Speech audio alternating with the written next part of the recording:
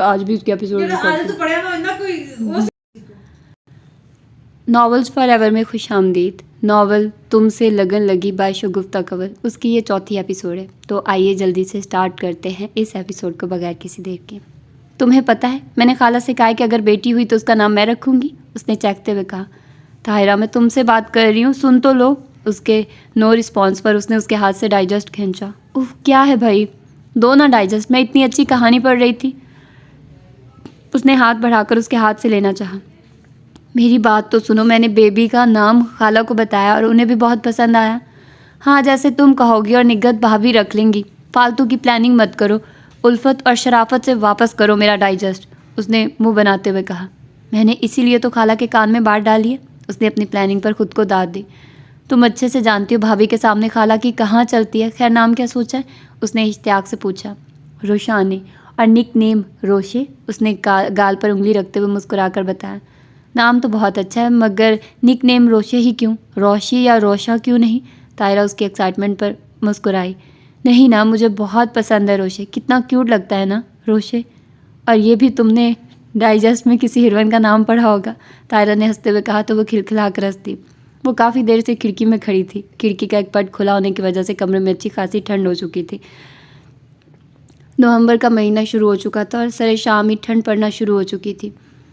इजहार साहब बेड पर बैठे किसी किताब के मुताले में मसरूफ़ थे और गाहे बगाहे उन्हें भी देख रहे थे, जो पिछले आधे घंटे से वहाँ खड़ी माजी के धुंधलकों में गुम थी। खिड़की बंद कर दे, ठंड लग रही है, इजहार साहब ने उन्हें मुखातिब किया। मैं आपसे कुछ कह रहा हूँ बेगम, उनको उसी पोजीशन में खड़ा देखकर उन्होंने दोबारा कहा। उनके मतवज्जे होने पर वो किताब रखते उठकर उनके पास आए और आगे होकर नीचे देखा, मगर सिवाय अंधेरे के कुछ न दिखाई दिया। उन्होंने बाजू से पकड़कर उनका रुख अपनी तरफ मोड़ा तो उनकी आंखों में अटके आंसू देखकर चौंके। क्या हुआ, आप रो क्यों रही हैं, सब खैरियत है ना, उन्होंने मुतफक्किर लहजे में पूछा। मैंने उसे थप्पड़ मारा है, वो अपना हाथ सामने करती हुई बुड़बड़ाई। थप्पड़ मारा है, किसे, वो उनकी बुड़बड़ाहट सुनकर हैरान हुई। मुझे ऐसा नहीं करना चाहिए था, मैंने उसके गाल पर थप्पड़ मारा है। कितनी बेयकीनी थी उसकी आंखों में, मैं ऐसा कैसे कर सकती हूँ। धीरे धीरे उनकी बुड़बड़ाहट ऊंची होती जा रही थी। इजहार साहब उलझन भरे अंदाज में उन्हें देख रहे थे। क्या बोले जा रही हैं। बावजूद कोशिश की भी जब कुछ पल्ले न पड़ा था तो वो झुंझला उठे।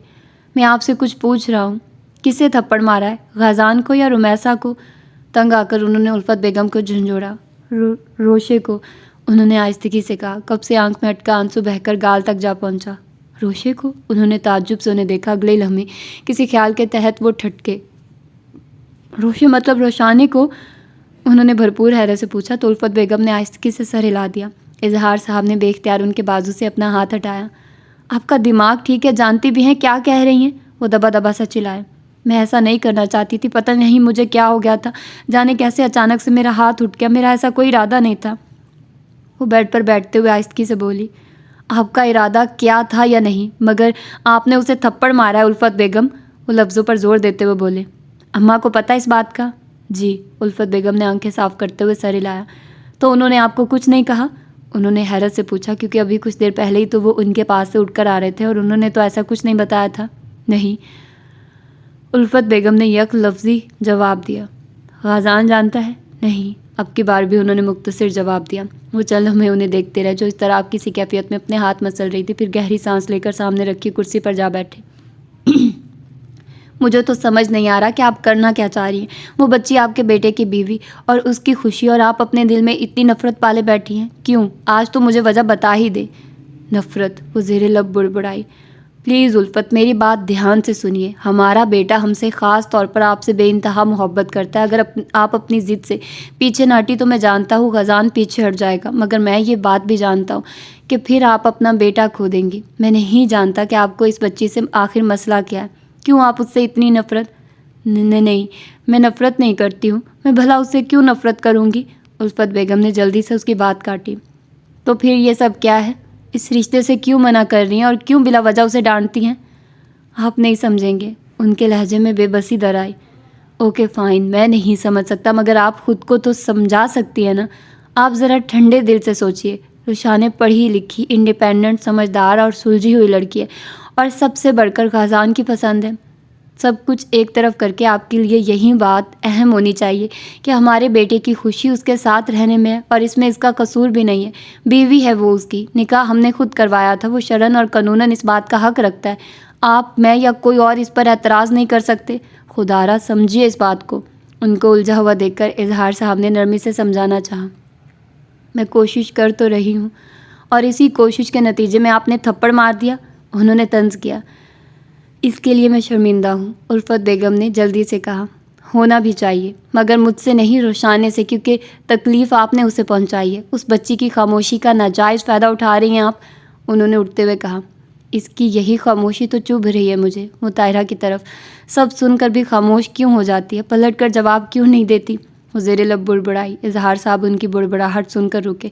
बेख्तियार उनके जहन में बेबे की बातें गूंजी। जब रोशाने डाइवोर्स पेपर बनवा कर लाई थी, उस दिन रात को उन्होंने इजहार साहब और गजान को परेशान देखकर उन्हें उनके हाल पर छोड़ने की ताकीद की थी, ये कहकर कि अगर ज़मीर ज़िंदा हो तो खामोशी बेहतरीन इलाज होता है, और मुझे यकीन है कि उल्फत का ज़मीर अभी ज़िंदा है। तो आपने खुद एहतसाबी शुरू कर दी है बेगम। वो मुस्कुराते हुए बेड पर आए और लैंप ऑफ करते लेट गए, जबकि उल्फत बेगम वहीं बैठी एक बार फिर सोचों में गुम हो गई थी। आई एम सॉरी तायरा, वो गहरी सांस लेती तसव्वुर में उनसे मुखातिब हुई और उठकर वॉशरूम में चली गई। आपको बेबे ने बुलाया है। वो जॉगिंग करके लौटा तो मासी ने उसे पैगाम दिया। वो अपने कमरे में जाने के बजाय उनके पास चला आया। बेबे जानमाज पर बैठी तस्बीह कर रही थी। उसको देखकर उठकर बेड पर आई। इधर आ, मुझे तुझसे बात करनी है। उसको दीवार के पास रखे सोफे पर बैठते देख उन्होंने उसे अपने पास आने का इशारा किया तो वो उठकर उनके पास आ बैठा। खैरियत, इतनी सुबह सुबह बुलाया है? शानों से तेरी बात हुई है? वो उसके नॉर्मल तासुरात से ही समझ गई थी कि वो लाइल्म है। कहाँ बेबे, आपकी पोती मुंह कहाँ लगाती है मुझे, और अगर वो किसी न किसी तरह नॉर्मल होने भी लगती है तो मामा के साथ खटपट हो जाती है और वो फिर से रूड बिहेवियर पर अपना लेती है। उसने ठंडी सांस खारिज करते हुए कहा। शुरू से सुनते आए हैं कि बाहर के लड़के तेज़ होते, मगर तुझसे तो एक लड़की नहीं संभाली जा रही है। बेबे ने मुस्कुराहट दबाते हुए कहा। मैं मजाक के मूड में नहीं हूँ यार, वो रात भी रो रही थी, मुझे समझ नहीं आ रही कि क्या करूँ। मामा जाने कब अपना रवैया बदलेंगी। रूमी बता रही थी कि मामा ने उसे डांटा है। उसने बालों में हाथ फेरते हुए संजीदगी से कहा। सिर्फ डांटा ही नहीं, तेरी माँ ने उसे थप्पड़ में मारा है। बेबे ने आहिस्तगी से कहा तो वो एक झटके से उठ खड़ा हुआ। Are you serious? उसने आंखें फाड़ी। हैं? बेबे ने हैरानगी से पूछा। आप मजाक कर रही हैं ना? ले दस, ये कोई मजाक है करने वाला? बेबे ने उसे घूरा। मुझे यकीन नहीं आ रहा, मामा इस हद तक भी जा सकती हैं। वो होंठ चबाते हुए बोला। रात उसकी अपनी बेबसी और आंसुओं की वजह से उसे अब समझ आई थी। कुछ सोचकर वो बाहर की तरफ बढ़ा। कहाँ जा रहा है? उसको बाहर जाते देखकर बेबे ने उसे पुकारा। आता हूँ, उसने रुके बगैर कहा। यहीं रुक जा और वापस आ, खबरदार जो तूने एक कदम भी कमरे से बाहर निकाला। उसको दरवाजे से निकलते देख बेबे ऊंची आवाज़ में बोली। मुझे मामा से बात करनी है। आता हूँ, उसने वहीं रुककर जवाब दिया। मैं कह रही हूँ ना, वापस आ, मेरी बात तुझे समझ नहीं आ रही है? अब की बार उन्होंने सख्ती से कहा तो वह आहिस्ता आहिस्ता चलता हुआ उनके पास आया। बैठ जा, इतनी गर्मी दिखाने की ज़रूरत नहीं है, सब ठीक हो जाएगा। आप कब से यही कह रही हैं, मगर क्या हुआ? बजाय बात संभलने के बिगड़ती जा रही है। मामला पहले ज़बानी कलामी बातों तक था, अब हाथ उठाने तक पहुंच गया और आप मामला फहमी से काम ले रही हैं। वो झुंझलाया। न तुझे इतनी जल्दी किस बात की है? बीवी तेरी ही है, थोड़ा सब्र रख, सब्र का फल मीठा होता है, वरना वो मुझसे क्या ज़्यादा किसी को प्यारी नहीं हो सकती? बेबे ने जताते लहजे में कहा। अगर इतनी ही प्यारी है तो मामा को रोका क्यों नहीं? क्यों बैठकर तमाशा देखती रही हैं? गजान ने दुबदू जवाब दिया। प्यारी है इसीलिए खामोश हूँ, वरना इतनी हिम्मत रखती हूँ तेरी माँ को रोक सकूँ, मगर पुत्र बंदे के ज़मीर से बेहतर उसे कोई लान तान नहीं कर सकता। अगर मैं उसे झिड़कती तो वो ज़िद पर आ जाती, उसे और बुरा भला कहती, मगर हम में से किसी ने उसे नहीं रोका और ना ही उसे मलामत किया। यहाँ तक कि शानों भी बस उसे देखती रह गई। तो जानते हो क्या हुआ? क्या हुआ? उसने हैरत से पूछा। फ़ौरन उसके जहन में ये बात आई कि उसने गलत किया। उसको इतनी शिद्दत से एहसास हुआ कि वो उससे नज़रें नहीं मिला पाई और उसने उसको झिड़क कर वहाँ से भेज दिया। इसके बाद वो हम सब के सामने नहीं आई। रात के खाने पर भी वो कुछ देर बैठी और उठकर चली गई। अभी जब वो नाश्ते पर आएगी तो देखना, नदामत साफ दिखाई देगी तुझे। बात के इख्तिताम पर वो मुस्कुराई। और रोशा, जानती हूँ वो दुखी है और मुझसे बदगुमान भी होगी, मगर फिल वक्त जैसा चल रहा है चलने दो, उसे भी समझा लूँगी। एक बात बताइए, ये मामा रोशा से इतनी नफ़रत क्यों करती है? गजान ने कुछ सोचते हुए उससे पूछा। नफ़रत नहीं करती, बस गुस्सा है उसे, जो अब धीरे धीरे झुंझलाहट और पछतावे में बदल रहा है। गुस्सा किस बात का? जहाँ तक मैं जानता हूँ, होश संभालने के बाद हम लोग पहली बार पाकिस्तान आए हैं। उसने ताज्जुब से पूछा। बस पुत्र, कुछ पुराने इख्तलाफात और रंजिशें हैं जिनको वक्त पर ख़त्म कर देना चाहिए था, मगर दोनों फरीकों में से किसी ने भी कदम नहीं बढ़ाया और नतीजा तेरे सामने है, बेबे ने ताज्जुब से कहा। मतलब? ग़ज़ान ने नासमझी से पूछा तो बेबे उसे बताने लगी। मैं जानती हूँ उल्फत अब भी ताहिरा से उतनी ही मोहब्बत करती है जितनी बरसों पहले करती थी। ग़ज़ान ख़ानदान भर में दोनों की दोस्ती और मोहब्बत मशहूर थी। मोहब्बत तो अब भी मौजूद है, मगर उस पर वक्त और हालात की धूल जम चुकी है। सब वहीं साफ़ करने की ज़रूरत है और धीरे धीरे वो भी हो रही है। इसीलिए कह रही हूँ सब्र और हौसले से काम ले, सब ठीक हो जाएगा, बेबे ने मुस्कुराते हुए कहा। तो फिर अब? ग़ज़ान ने सवालिया निगाहों से उन्हें देखते हुए कहा। अब बस तू एक आखिरी झटका लगा अपनी माँ को और वो इतना बड़ा हो कि वो खुद तेरे कान पकड़कर तेरी रुखसती करवाए, बेबे ने कहा। तो ग़ज़ान उन्हें देख कर रह गया। ऐसे क्या देख रहा है? उसको अपनी जानिब देखता पाकर उन्होंने पूछा। देख नहीं, सोच रहा हूँ कि अपने वक्त की बहुत बड़ी प्लानर लगती है, मैं आज तक जान ही नहीं पाया, उसने शरारत से कहा। नहीं, तेरा निकाह तो मैंने शुगल में करवाया था, उन्होंने खफकी से कहा। काश मेरे हवाले से भी कोई प्लानिंग कर लेती तो आज ये दिन तो ना देखने पड़ते, उसने मुंह बनाया। निकाह तो कर दिया था, अब क्या रुखसती भी साथ ही कर देती? बेबे ने उसे लिताड़ा तो वो हंसते हुए बोला। उठा, अब जाकर माँ या बीवी से कोई बात ना करना, जो भी करना हुआ मैं खुद कर लूँगी, उसे बाहर की जानिब जाते देखकर उन्होंने कहा तो उसने सर हिला दिया। जबरान मामू, आपको एक बार तो पाकिस्तान आना ही पड़ेगा, वो सोचता हुआ अपने कमरे में चला गया। अम्मा, मैं वापस लंदन जा रहा हूँ, नाश्ता करते इजहार साहब ने इतला दी। क्यों, खैरियत? उन्होंने पूछा। दरअसल मैं अस्पताल से 1 माह की छुट्टी लेकर आया था और अब तो 8 दिन ऊपर हो गए, तो कल मुझे कॉल आई थी, इसलिए जाना पड़ेगा। मगर डैड, हमारी इस सिलसिले में बात हुई तो थी और हमने तो यही तय किया था कि हम लोग वापस नहीं जाएंगे। तो फिर? ग़ज़ान ने हैरत से पूछा कि वो हामी भर चुके थे, तो अब ये वापस जाने की बात उसको हैरत में डाल गई थी। आगा जान भी अपना नाश्ता छोड़कर अब उन्हें घूर रहे थे। उनको अपनी जानिब ऐसे घूरता देख वो कुछ गड़बड़ा गया और गला खनखार कर दोबारा गोया हुए।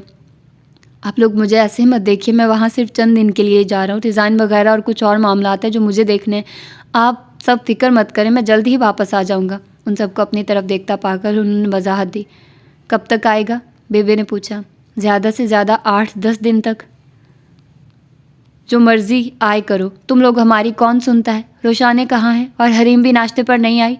आगा जान ने नाराज़गी से इजहार साहब को देखते हुए बेबे से पूछा। उनके पूछने पर जहाँ बेबे गड़बड़ाई, वहीं उल्फत बेगम ने भी चौंक कर उसकी कुर्सी को देखा जो आज खाली थी। दोनों सो रही हैं, आज शायद उसने काम पर नहीं जाना, और आपको पता तो है शानो जब छुट्टी करती है तो हरीम भी स्कूल नहीं जाती। आप नाश्ता करें, वो जब उठेगी तो कर लेगी, बेबे ने उन्हें टहला। अस्सलाम वालेकुम एंड गुड मॉर्निंग, हरीम उनके पास आते हुए बोली। सब ने मुड़कर उसे देखा, जिसके हाथ और चेहरे के साथ साथ फ्रॉक भी भीगा हुआ था। उसने शायद खुद अपना मुंह धोया था, इसीलिए कपड़े भी गीले किए हुए थे। बेबे ने जल्दी से सीढ़ियों की तरफ निगाह दौड़ाकर रोशाने को ढूंढना चाहा कि उसका कुछ पता नहीं था कि कब आगा जान के सामने मुंह खोल देती, मगर उसे ना पाकर उसे अपने पास आने का इशारा किया। वालेकुम अस्सलाम, तेरी फूफी किधर है? इधर आ मेरे पास। वो सो रही है, मुझे नाश्ता दे। जब किसी को मेरी फूफी की परवाह नहीं है तो मैं क्यों करूं? वो मुंह बिगाड़ कर सोचती उनके पास जाने के बजाय अपनी चेयर पर बैठी। मैं खुद कर सकती हूँ, तारा को नवाला बनाकर अपनी तरफ बढ़ाते देखकर उसने तीखे लहजे में कहा और प्लेट खींचकर अपने सामने रखकर खुद खाने लगी। बेबे ने तारा को सर के इशारे से पीछे होने का कहा कि उसका भरोसा नहीं था कि कौन सी बात बुरी लग जाती और वो फट पड़ती। क्या बात है, मेरी पुत्री का मूड क्यों ख़राब है? आगा जान ने उसके माथे के बल देखते हुए प्यार से पूछा। आपको इससे क्या? उसने खफकी से उन्हें देखते हुए कहा। लो भला, मुझे क्यों नहीं? बताओ, मेरे बच्चे को क्या शिकायत है मुझसे? वो नैपकिन से हाथ साफ करते हुए उठे और उसके पास आकर रुके। ऐसे ही मूड ख़राब है, आप जाओ, मैं देख लेती हूँ। इससे पहले वो कुछ कहती बेबे जल्दी से बोल उठी, साथ ही हरीम को एक तगड़ी सी घुघरी से भी नवाजा। पुत्र बताओ तो सही, क्या हुआ है? उसको मुंह बनाकर सर झुकाते देखकर उन्होंने दोबारा पूछा। कुछ नहीं, उसने आहिस्तगी से कहा। अरे मैंने कहा ना, मैं देख लेती हूँ, आप जाओ, बेबे ने जल्दी से कहा। उल्फत बेगम सर झुकाए नाश्ता करने में मसरूफ़ थी, जबकि बाकी सब सांस रोके उस 2 फुट के फितने को देख रहे थे जो अगर अपना मुंह खोल देता तो अच्छा खासा हंगामा बर्पा हो जाता। इसकी शिकायत दूर कर दीजिएगा, ये हमारा सबसे प्यारा बच्चा है और इसको नाराज़ नहीं रख सकते हम। वो मोहब्बत से उसके सर पर हाथ रखते कमरे में चले गए। जा ज़रा इसकी पुप्पी को लेकर आ, इसको अकेला छोड़कर खुद नींदें पूरी कर रही है, बेबे ने उसे खशमगी निगाहों से देखते हुए तारा से कहा। वो सो रही हैं, उनके कमरे में जाने की ज़रूरत नहीं है, मैं खुद उठा लूँगी, आप अपना काम करें। इससे पहले तारा ऊपर जाती हरीम ने कहा। वो हैरत से उसे देखती किचन में चली गई। हरीम आहिस्ता आहिस्ता अपना नाश्ता करने लगी। हमेशा उसे रोशाने नाश्ता करवाती थी या फिर तारा या मासी में से कोई। बहुत कम ही वो खुद खाना खाती थी, इसलिए आज उसे खासी दुश्वारी का सामना करना पड़ रहा था, मगर नाराज़गी जताना भी ज़्यादा ज़रूरी था, इसलिए खुद ही लगी रही। पहले जो कपड़े सिर्फ पानी से भीगे हुए थे, अब उन पर घी और दही के भी जहाँ बजा दाग पड़ चुके थे। नाश्ता किया नहीं जाता और बड़ी बड़ी बातें इससे जितनी मर्जी करवा लो। बेबे उसके हाथ, मुंह और उसके सामने मेज़ पर बिखरे फैलावे को देखते हुए बुड़बुड़ाई। मेरी फुप्पो की बेड टी दे। नैपकिन से हाथ और मुंह साफ करते हुए वो कुर्सी से नीचे उतरी। ला नी कुड़िए, दे इसकी फुप्पी का जो मांग रही है। बेबे ने बावर्ची खाने में तारा को इशारा किया। अंदाज ऐसा था कि जितनी जल्दी हो सके इसको गायब करो। आगा जाना भी घर में ही थे, और जब तक वो कमरे में और ये बाहर थी उनकी जान सूली पर लटकी रहती। मैं ले जाती हूँ, गरम है, तुम्हारा हाथ न जल जाए।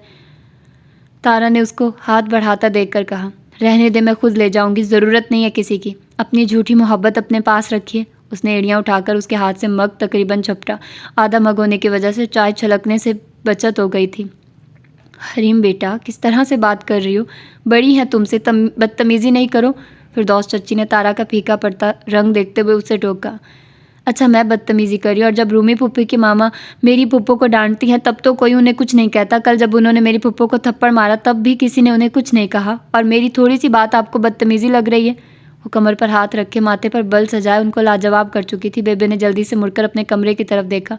मबादा आगा जान ना सुन ले। हरीम की बात पर गजान ने बेसाख्ता उल्फत बेगम को देखा, जो उसको शिकवा कुना नज़रों से खुद को देखता पाकर सर झुका गई। हरीम, बेबे ने उसे आंखें दिखाई। क्या हरीम, मैं झूठ बोल रही हूँ? आपको पता है रात पुप्पो आप सबकी वजह से रोती रही हैं, और इतना ज़्यादा रोती रही हैं कि मैं बता नहीं सकती, मगर आप सबको क्या फ़िक्र? आप कौन सा उनसे प्यार करते हैं?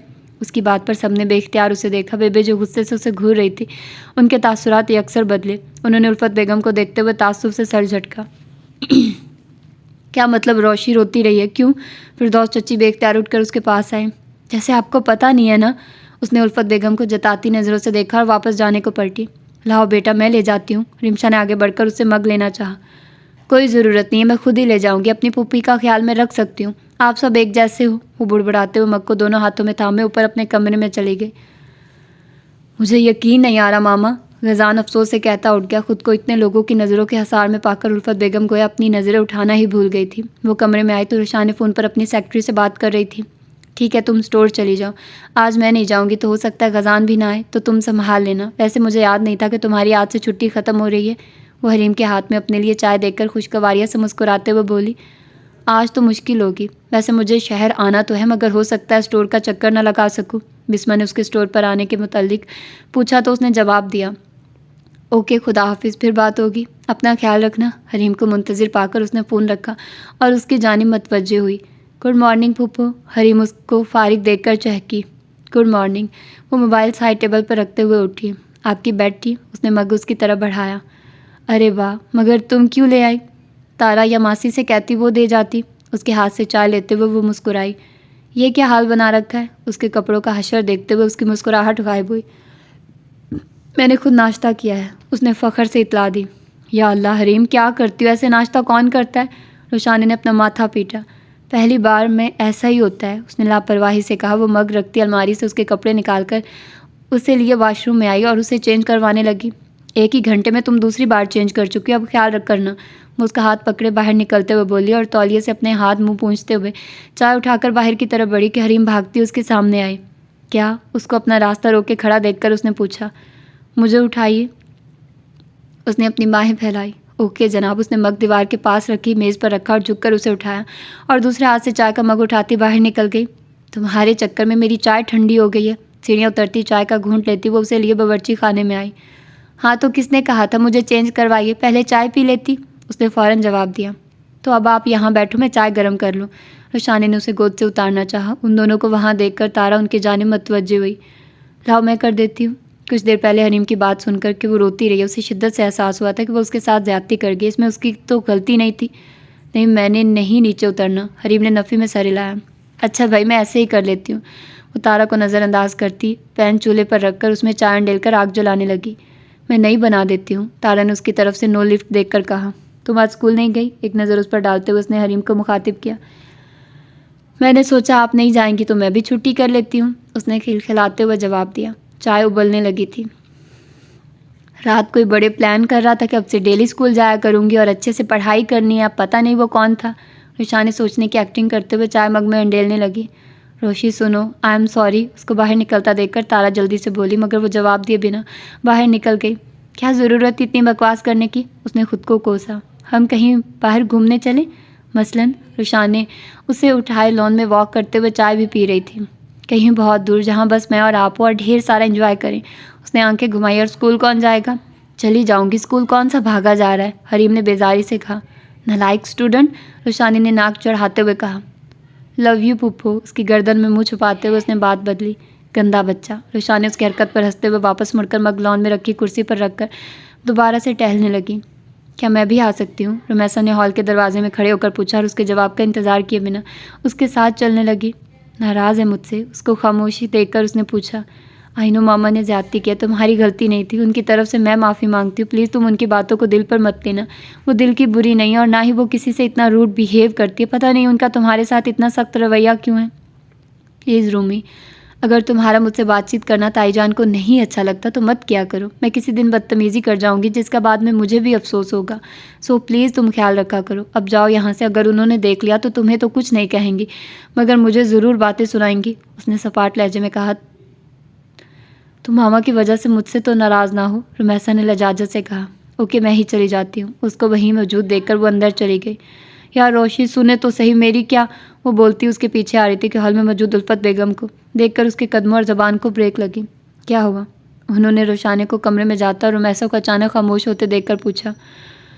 कुछ नहीं, वो नाराज़गी से कहती वापस पलट गई। उल्फत बेगम वहीं खड़ी, कभी सीढ़ियों की तरफ देखती जहाँ रुशाने जा रही थी और कभी बैरूनी दरवाजे को जहाँ से रुमैसा निकली थी।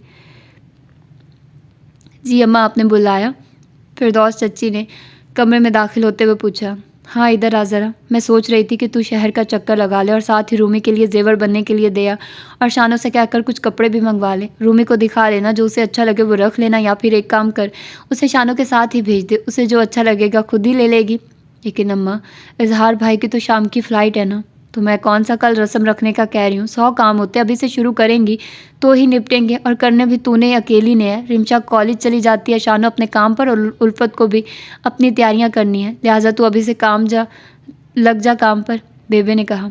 अच्छा ठीक है, मैं चक्कर लगाती हूँ शहर का। मगर अम्मा, रोशी का कुछ खफा खफा सी लगती है। फिरदौस चच्ची जो सुबह से उसका मूड देख रही थी, उसके तनाजुर में बेबे के सामने अपने खदशे का इजहार कर गई।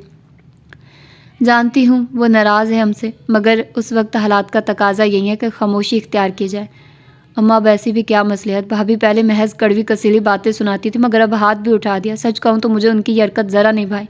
ऐसे भी कौन करता है, इतने सालों पुरानी बात को अपनी अना का मसला बनाए हुए है। मैं सोच रही हूँ मैं एक बार बात करूँ उनसे, उन्होंने संजीदगी से कहा। हरगिज़ नहीं, मैं सब कह रही हूँ। जब कह रही हूँ सब ठीक हो जाएगा तो तुम सबको समझ क्यों नहीं आ रही? पता नहीं आजकल की नस्ल को क्या हो गया, मामला फहमी से तो काम लेना सीखा ही नहीं है। जल्दबाजी में चाहे जितना बड़ा नुकसान कर ले, मगर सब्र नहीं करना। बेबे ने सख्ती से कहा। अम्मा, आप शायद देख नहीं रही हैं, वो 2-3 दिन से खुद को हम सबसे अलग किए हुए है, दूर होती जा रही है हमसे। काम के अलावा कोई बात करो तो हूँ हाँ करके चुप हो जाती है। आप क्यों नहीं समझ रही हैं? वो आपसे, मुझसे, हम सबसे बदगुमान हो रही है। फिरदौस चच्ची ने अफसोस से उन्हें देखते हुए कहा। मैं सब देख और समझ रही हूँ, मगर तुम ये नहीं समझ रही हो कि इस वक्त कुछ भी कहने से बात कितनी ख़राब हो सकती है। उल्फत को ज़िद दिलाना मतलब ये रिश्ता ख़त्म करना चाहे। गाजी ये रिश्ता रखने में जितना भी संजीदा है, मगर वो उसकी माँ है। फिरदौस, अपनी बात मनवाने के लिए माओ के पास 100 ढंग होते, वो कब तक उसकी बात नहीं मानेगा। तुम लोग भी मुझे मत पढ़ाओ, अपना काम करो, इस मामले को मैं खुद देख लूँगी। बेबे ने हतमी लहजे में कहा। अम्मा, रोशी क्या सोचेगी? उसे तो नहीं पता ना कि आप क्या कर रही हैं और क्यों कर रही हैं। रुशाने, जो फिरदौस चच्ची को अफसार साहब का पैगाम देने आई थी, अपना नाम सुनकर ठठक कर रुकी। ना तू मुझे ये बता कि क्या तू रिमशा को नहीं थप्पड़ लगा लेती, साद को झिड़क नहीं लेती? अगर उल्फत ने उसे थप्पड़ लगा भी दिया है तो कौन सी क़यामत आ गई है? क्यों इतना हुआ बना लिया इस बात को? एक थप्पड़ ही मारा है ना।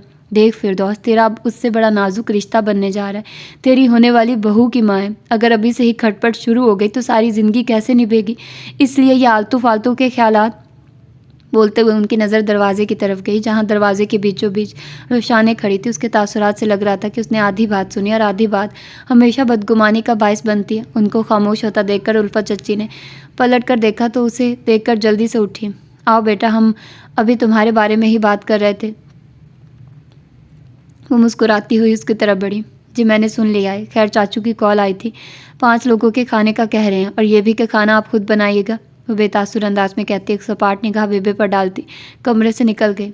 देखा आपने, अभी तक नाराज़ है। फिरदौस चच्ची ने बेबे को जताती नज़रों से देखा और अभी आधी बात सुनकर मज़ीद नाराज़ हो गई है, बेबे ने मुस्कुराते हुए कहा। फिरदौस चच्ची नफ़ी में सर हिलाती बावर्ची खाने में चली आई। मुझे तो समझ नहीं आ रहा हानिया, मैं क्या करूं, मामा को कैसे समझाऊं, इतनी पुरानी बात को लेकर वो ज़िद किए बैठी हैं। गज़ा ने परेशानी से कहते हुए सोफ़े की पूंछ से टेक लगाई, मगर अचानक ही किसी ख्याल के तहत उसकी आंखें चमकी। जिब्रान मामू, हाँ जिब्रान मामू, ये सब उन्हीं की वजह से हुआ, तो वहीं अब ठीक भी करेंगे। उसने जेब से मोबाइल निकालते हुए उनका नंबर डायल किया। मुझे भी यही लगता है, वरना तो ये बात बढ़ती ही जा रही है और किसी दिन ऐसे ही ख़त्म हो जाएगी। हानिया भी मुतफक्किर सी बैठी थी। गज़ान बात कर रहा हूँ मामू। दूसरी जानिब से फ़ोन रिसीव होने पर उसने कहा, खैरियत, ये इतना मुंह लटका कर क्यों बोल रहे हो? उसके बुझे बुझे अंदाज पर उन्होंने पूछा। 20-25 साल पहले जो आपकी ने लव स्टोरी शुरू की थी ना, और फिर उसे अधूरा छोड़कर मुल्क से फ़रार हो गए, तो उसकी बाक़ियात अभी भी मौजूद हैं। इससे पहले कि आपकी तरह मैं भी अपनी आने वाली नस्ल के लिए ऐसी किसी रुकावट का बाइस बनूं, आप पहली फुर्सत में पाकिस्तान तशरीफ़ लाइए और अपनी माँ जाई को समझाइए, मेरा लटका मुँह खुद ब खुद ठीक हो जाएगा। उसने जल कर कहा, यार मामू, अब आप 80 की दहाई के फिल्मी हीरोज़ की तरह माजी में मत खो जाइएगा, मेरा हाल शदीद ख़तरे की जद में है। उनकी जानिब से गहरी खामोशी पाकर गज़ा ने झुंझला कर कहा, तुम्हें कैसे पता? उन्होंने हैरानगी से पूछा। मैं सब जानता हूँ, प्लीज़ बस आप एक बार पाकिस्तान आ जाइए, मुझे आपकी सख्त ज़रूरत है। हुआ क्या है, मुझे कुछ बताओगे? उन्होंने फ़िक्रमंदी से पूछा तो वो उन्हें बताने लगा। तुम परेशान ना हो, मैं आपा से बात करता हूँ। नहीं, बात करने से कुछ नहीं होगा, आपको यहाँ आना पड़ेगा, गज़ा ने जल्दी से कहा। वहाँ आना तो मुमकिन नहीं है, मैं इसी मंथ रूमी की मंगनी की तकरीब है, आप इसमें शिरकत कर रहे हैं और ये मैं फ़ाइनल कर चुका हूँ। उसने हतमी अंदाज में बात ख़त्म की। मगर बेटा ऐसे कैसे? मैं इंतज़ार करूँगा, खुदा हाफिज़। उसने कहते हुए खटाक से फ़ोन बंद कर दिया। क्या कह रहे थे, आ रहे हैं? फ़ोन बंद होने के बाद हानिया ने पूछा। ना आए तो मैं खुद जाकर ले आऊँगा, ये मसला अब हल हो ही जाना चाहिए। वो बोलता हुआ उठ गया। शाम ढले वो घर वापस आया तो कमरे में चला आया। मूड ख़राब होने की वजह से वो खाने पर भी नहीं गया था। रुमैसा उसका मूड देखते हुए खाना उसके कमरे में दे गई थी। रुशाने से उस दिन के बाद उसका सामना नहीं हुआ था और जब से उसे उल्फत बेगम के हाथ उठाने का पता चला था, वो खुद ही उससे कनी कतरा रहा था। जहाँ वो होती ना महसूस अंदाज में वहाँ से गायब हो जाता। स्टोर भी नहीं जा रहा था। उस दिन की उसकी तकलीफ़ और बेबसी को सोचता तो नदामत में घिर जाता। रह रहकर उसके जुमले उसके कानों में गूंजते थे। एहसास से शर्मिंदगी इतना था कि वो उससे यूं भागता फिर रहा था कि अब तो उसे देखे भी 2-3 दिन गुजर गए थे। अभी वो बेड पर बैठा उसी के बारे में ही सोच रहा था कि उसका फ़ोन बजने लगा। साद का नंबर देखते हुए उसने कॉल उठाई तो उसने उसे नीचे आने को कहा। वो कमरे से निकला तो सामने से रुशाने आती दिखाई दी। वो अपने कमरे की तरफ ही आ रही थी।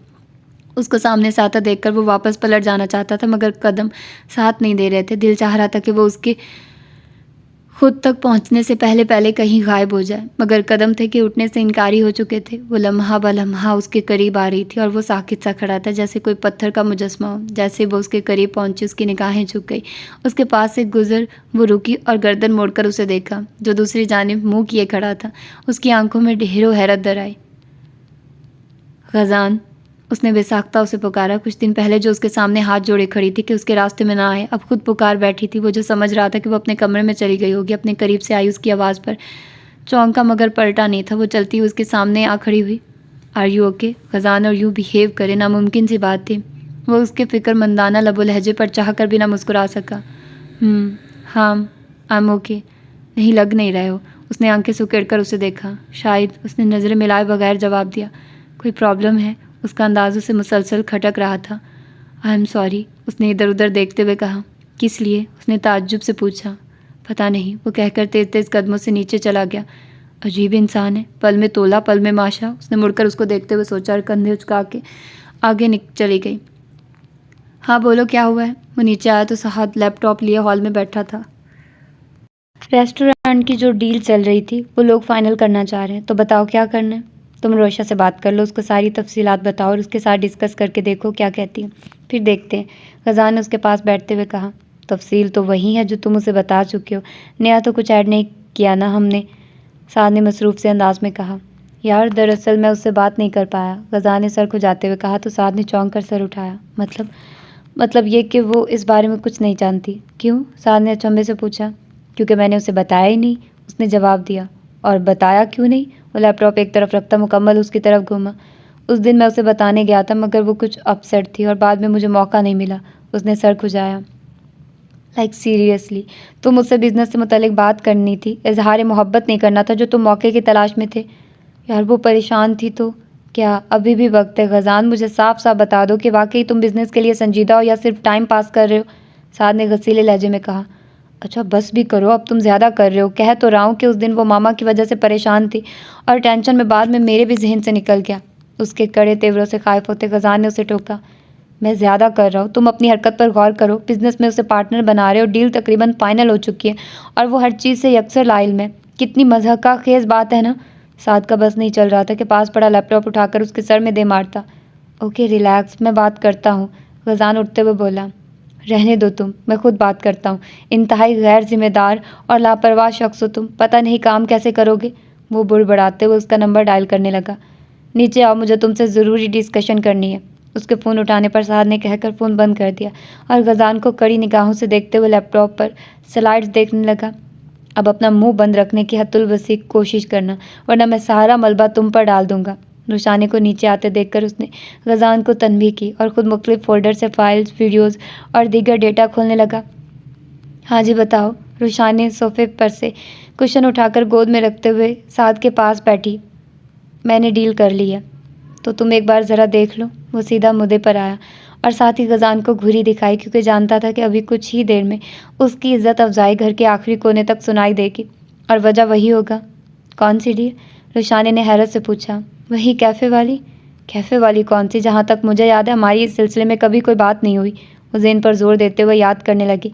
हमारी उस दिन बात हुई थी ना कि हम तीनों पार्टनरशिप पे कोई बिजनेस शुरू करते हैं, और कैफ़े या छोटे से रेस्टोरेंट पर बात फाइनल हुई थी। साद ने तकरीबन 2 हफ्ते कबल हुई बात का हवाला दिया। अच्छा, वो तो फिर याद आने पर उसने सर हिलाया। बेबे शाम की नमाज़ पढ़कर कमरे से निकलकर हॉल में आ गई थी।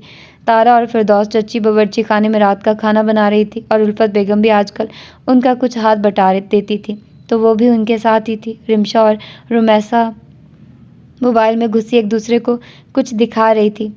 तो फिर ये कि एक छोटा सा रेस्टोरेंट है जो कि बिल्कुल तैयार है, और यार एक रेस्टोरेंट है या कैफ़े कह सकती हो, बिल्कुल तैयार मिल रहा है और डील तकरीबन हो चुकी है। अखराजात तीनों हिस्सों में तकसीम होंगे।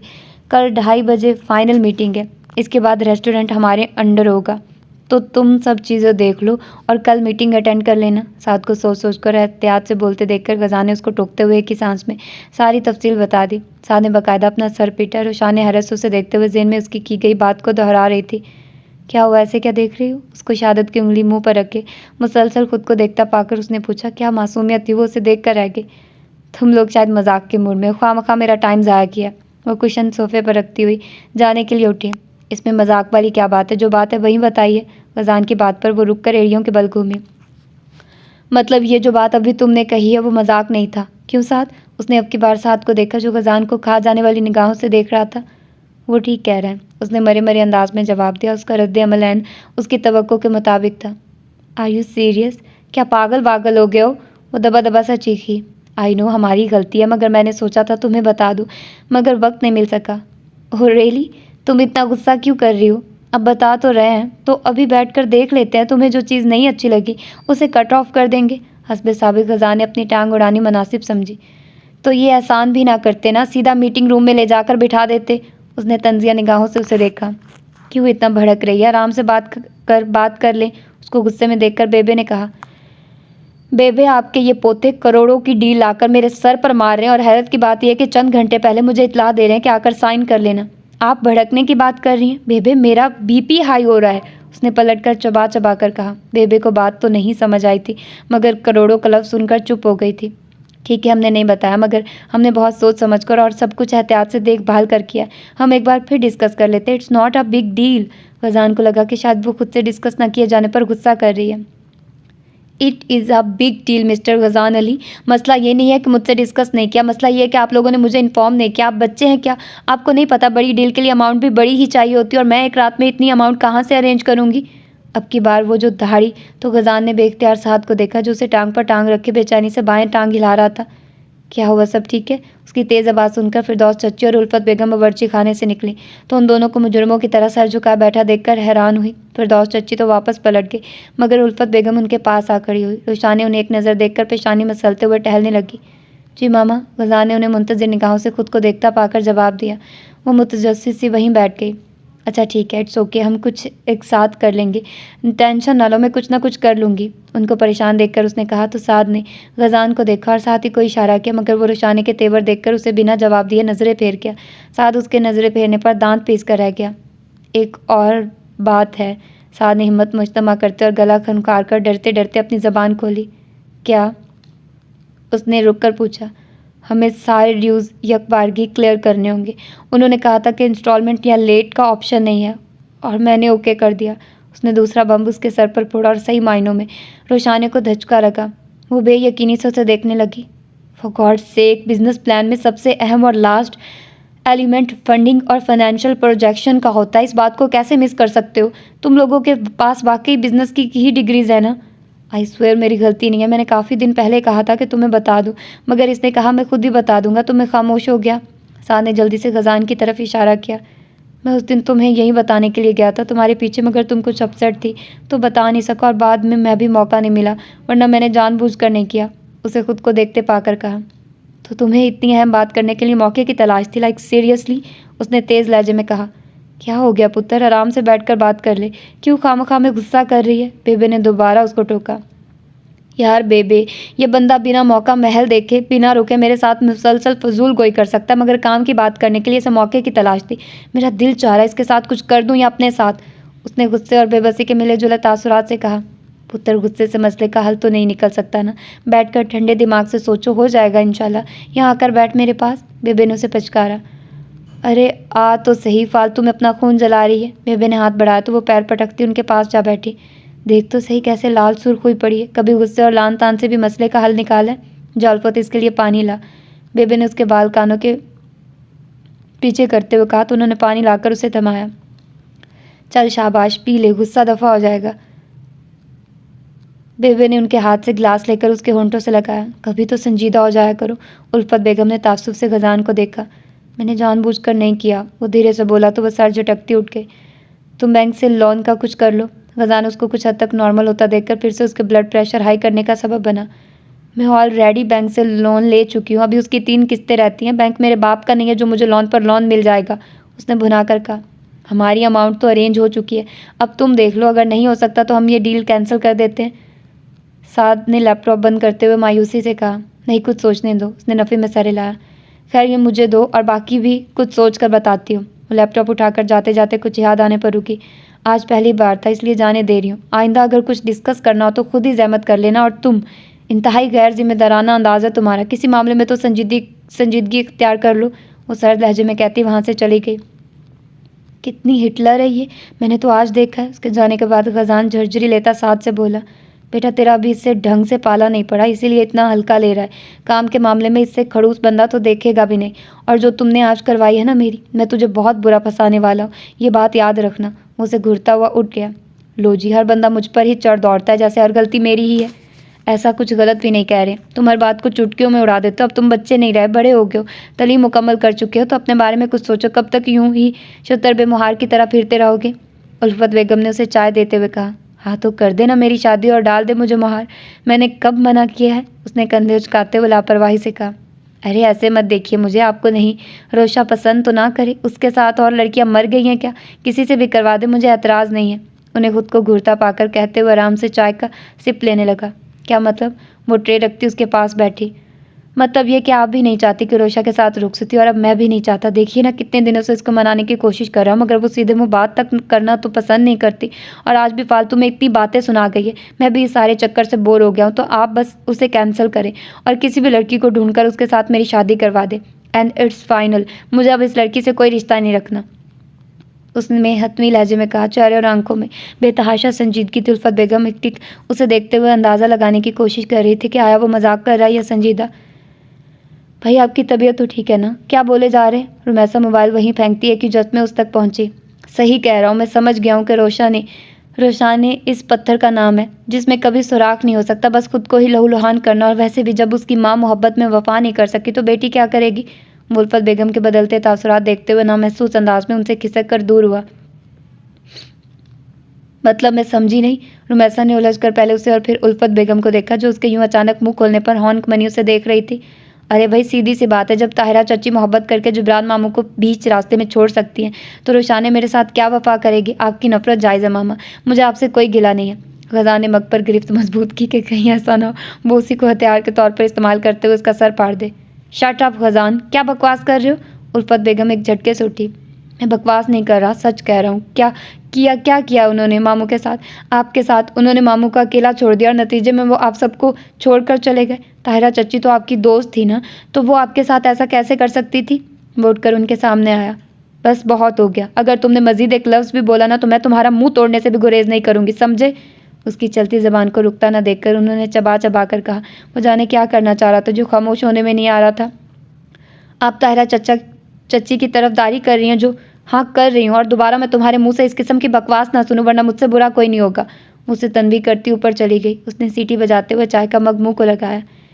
एक बेहतरीन दोस्त वही होता है जो नाराज़गी के बावजूद भी अपने दोस्त के खिलाफ एक लफ्ज़ न सुन सके, और हमारी मामा एक बेहतरीन दोस्त है। नहीं, उसने खाली मग रुमैसा को थमाते हुए उसका हैरत के मारे खुला हुआ मुँह बंद किया। ये क्या था, बेबे ने मसनूई गुस्से से पूछा। जो भी था इन प्लान था। मामा का अच्छा मूड देखते हुए सोचा कुछ नया ट्राई करते हैं। वैसे भी मेरी स्टोरी अटक कर रह गई है तो इसको अब एंड कर ही देना चाहिए, जो कि मुझे महज खामोशी में तो किसी खाते लगती नज़र नहीं आ रही है। उसने मुस्कुराते हुए कहा। तो फिर शुक्र करें कि आपकी मनकुहा यहाँ नहीं थी, वरना जो उल्टा सीधा आपने उसकी मामा के खिलाफ बोला है ना, शादी के स्टेज पर बैठने के लिए आपकी प्लास्टिक सर्जरी करवाना लाजमी हो जाती। और हाँ, ये जो आपने कहानी के चंद अहम नुकात बयान किए हैं ना, मुझे इसकी तफसील भी जाननी है, सो बी रेडी। रुमैसा ट्रे और जग उठाकर बावर्ची खाने में चली गई। ये लड़का बोलते हुए ज़रा नहीं सोचता, जो मुंह में आता है बोलना शुरू हो जाता है। वो कमरे में इधर से उधर टहलते हुए बुड़बुड़ाई। ऐसा कुछ गलत भी नहीं कह रहा था, ताहिरा ने ज्यादती ही की थी जिब्रान के साथ। दिमाग ने उसकी तायद की। नहीं, उसकी क्या गलती थी। अम्मा के बिला वजह के खिदशात ने हम सबको एक दूसरे से दूर कर दिया, वरना मोहब्बत तो वो भी करती थी। उनके दिल ने फ़ौरन तरदीद की। क्या था अम्मा, जो आप जिब्रान की खुशी के लिए, हमारी खुशी के लिए मान जाती तो आज हम सब यूँ एक दूसरे से दूर ना होते।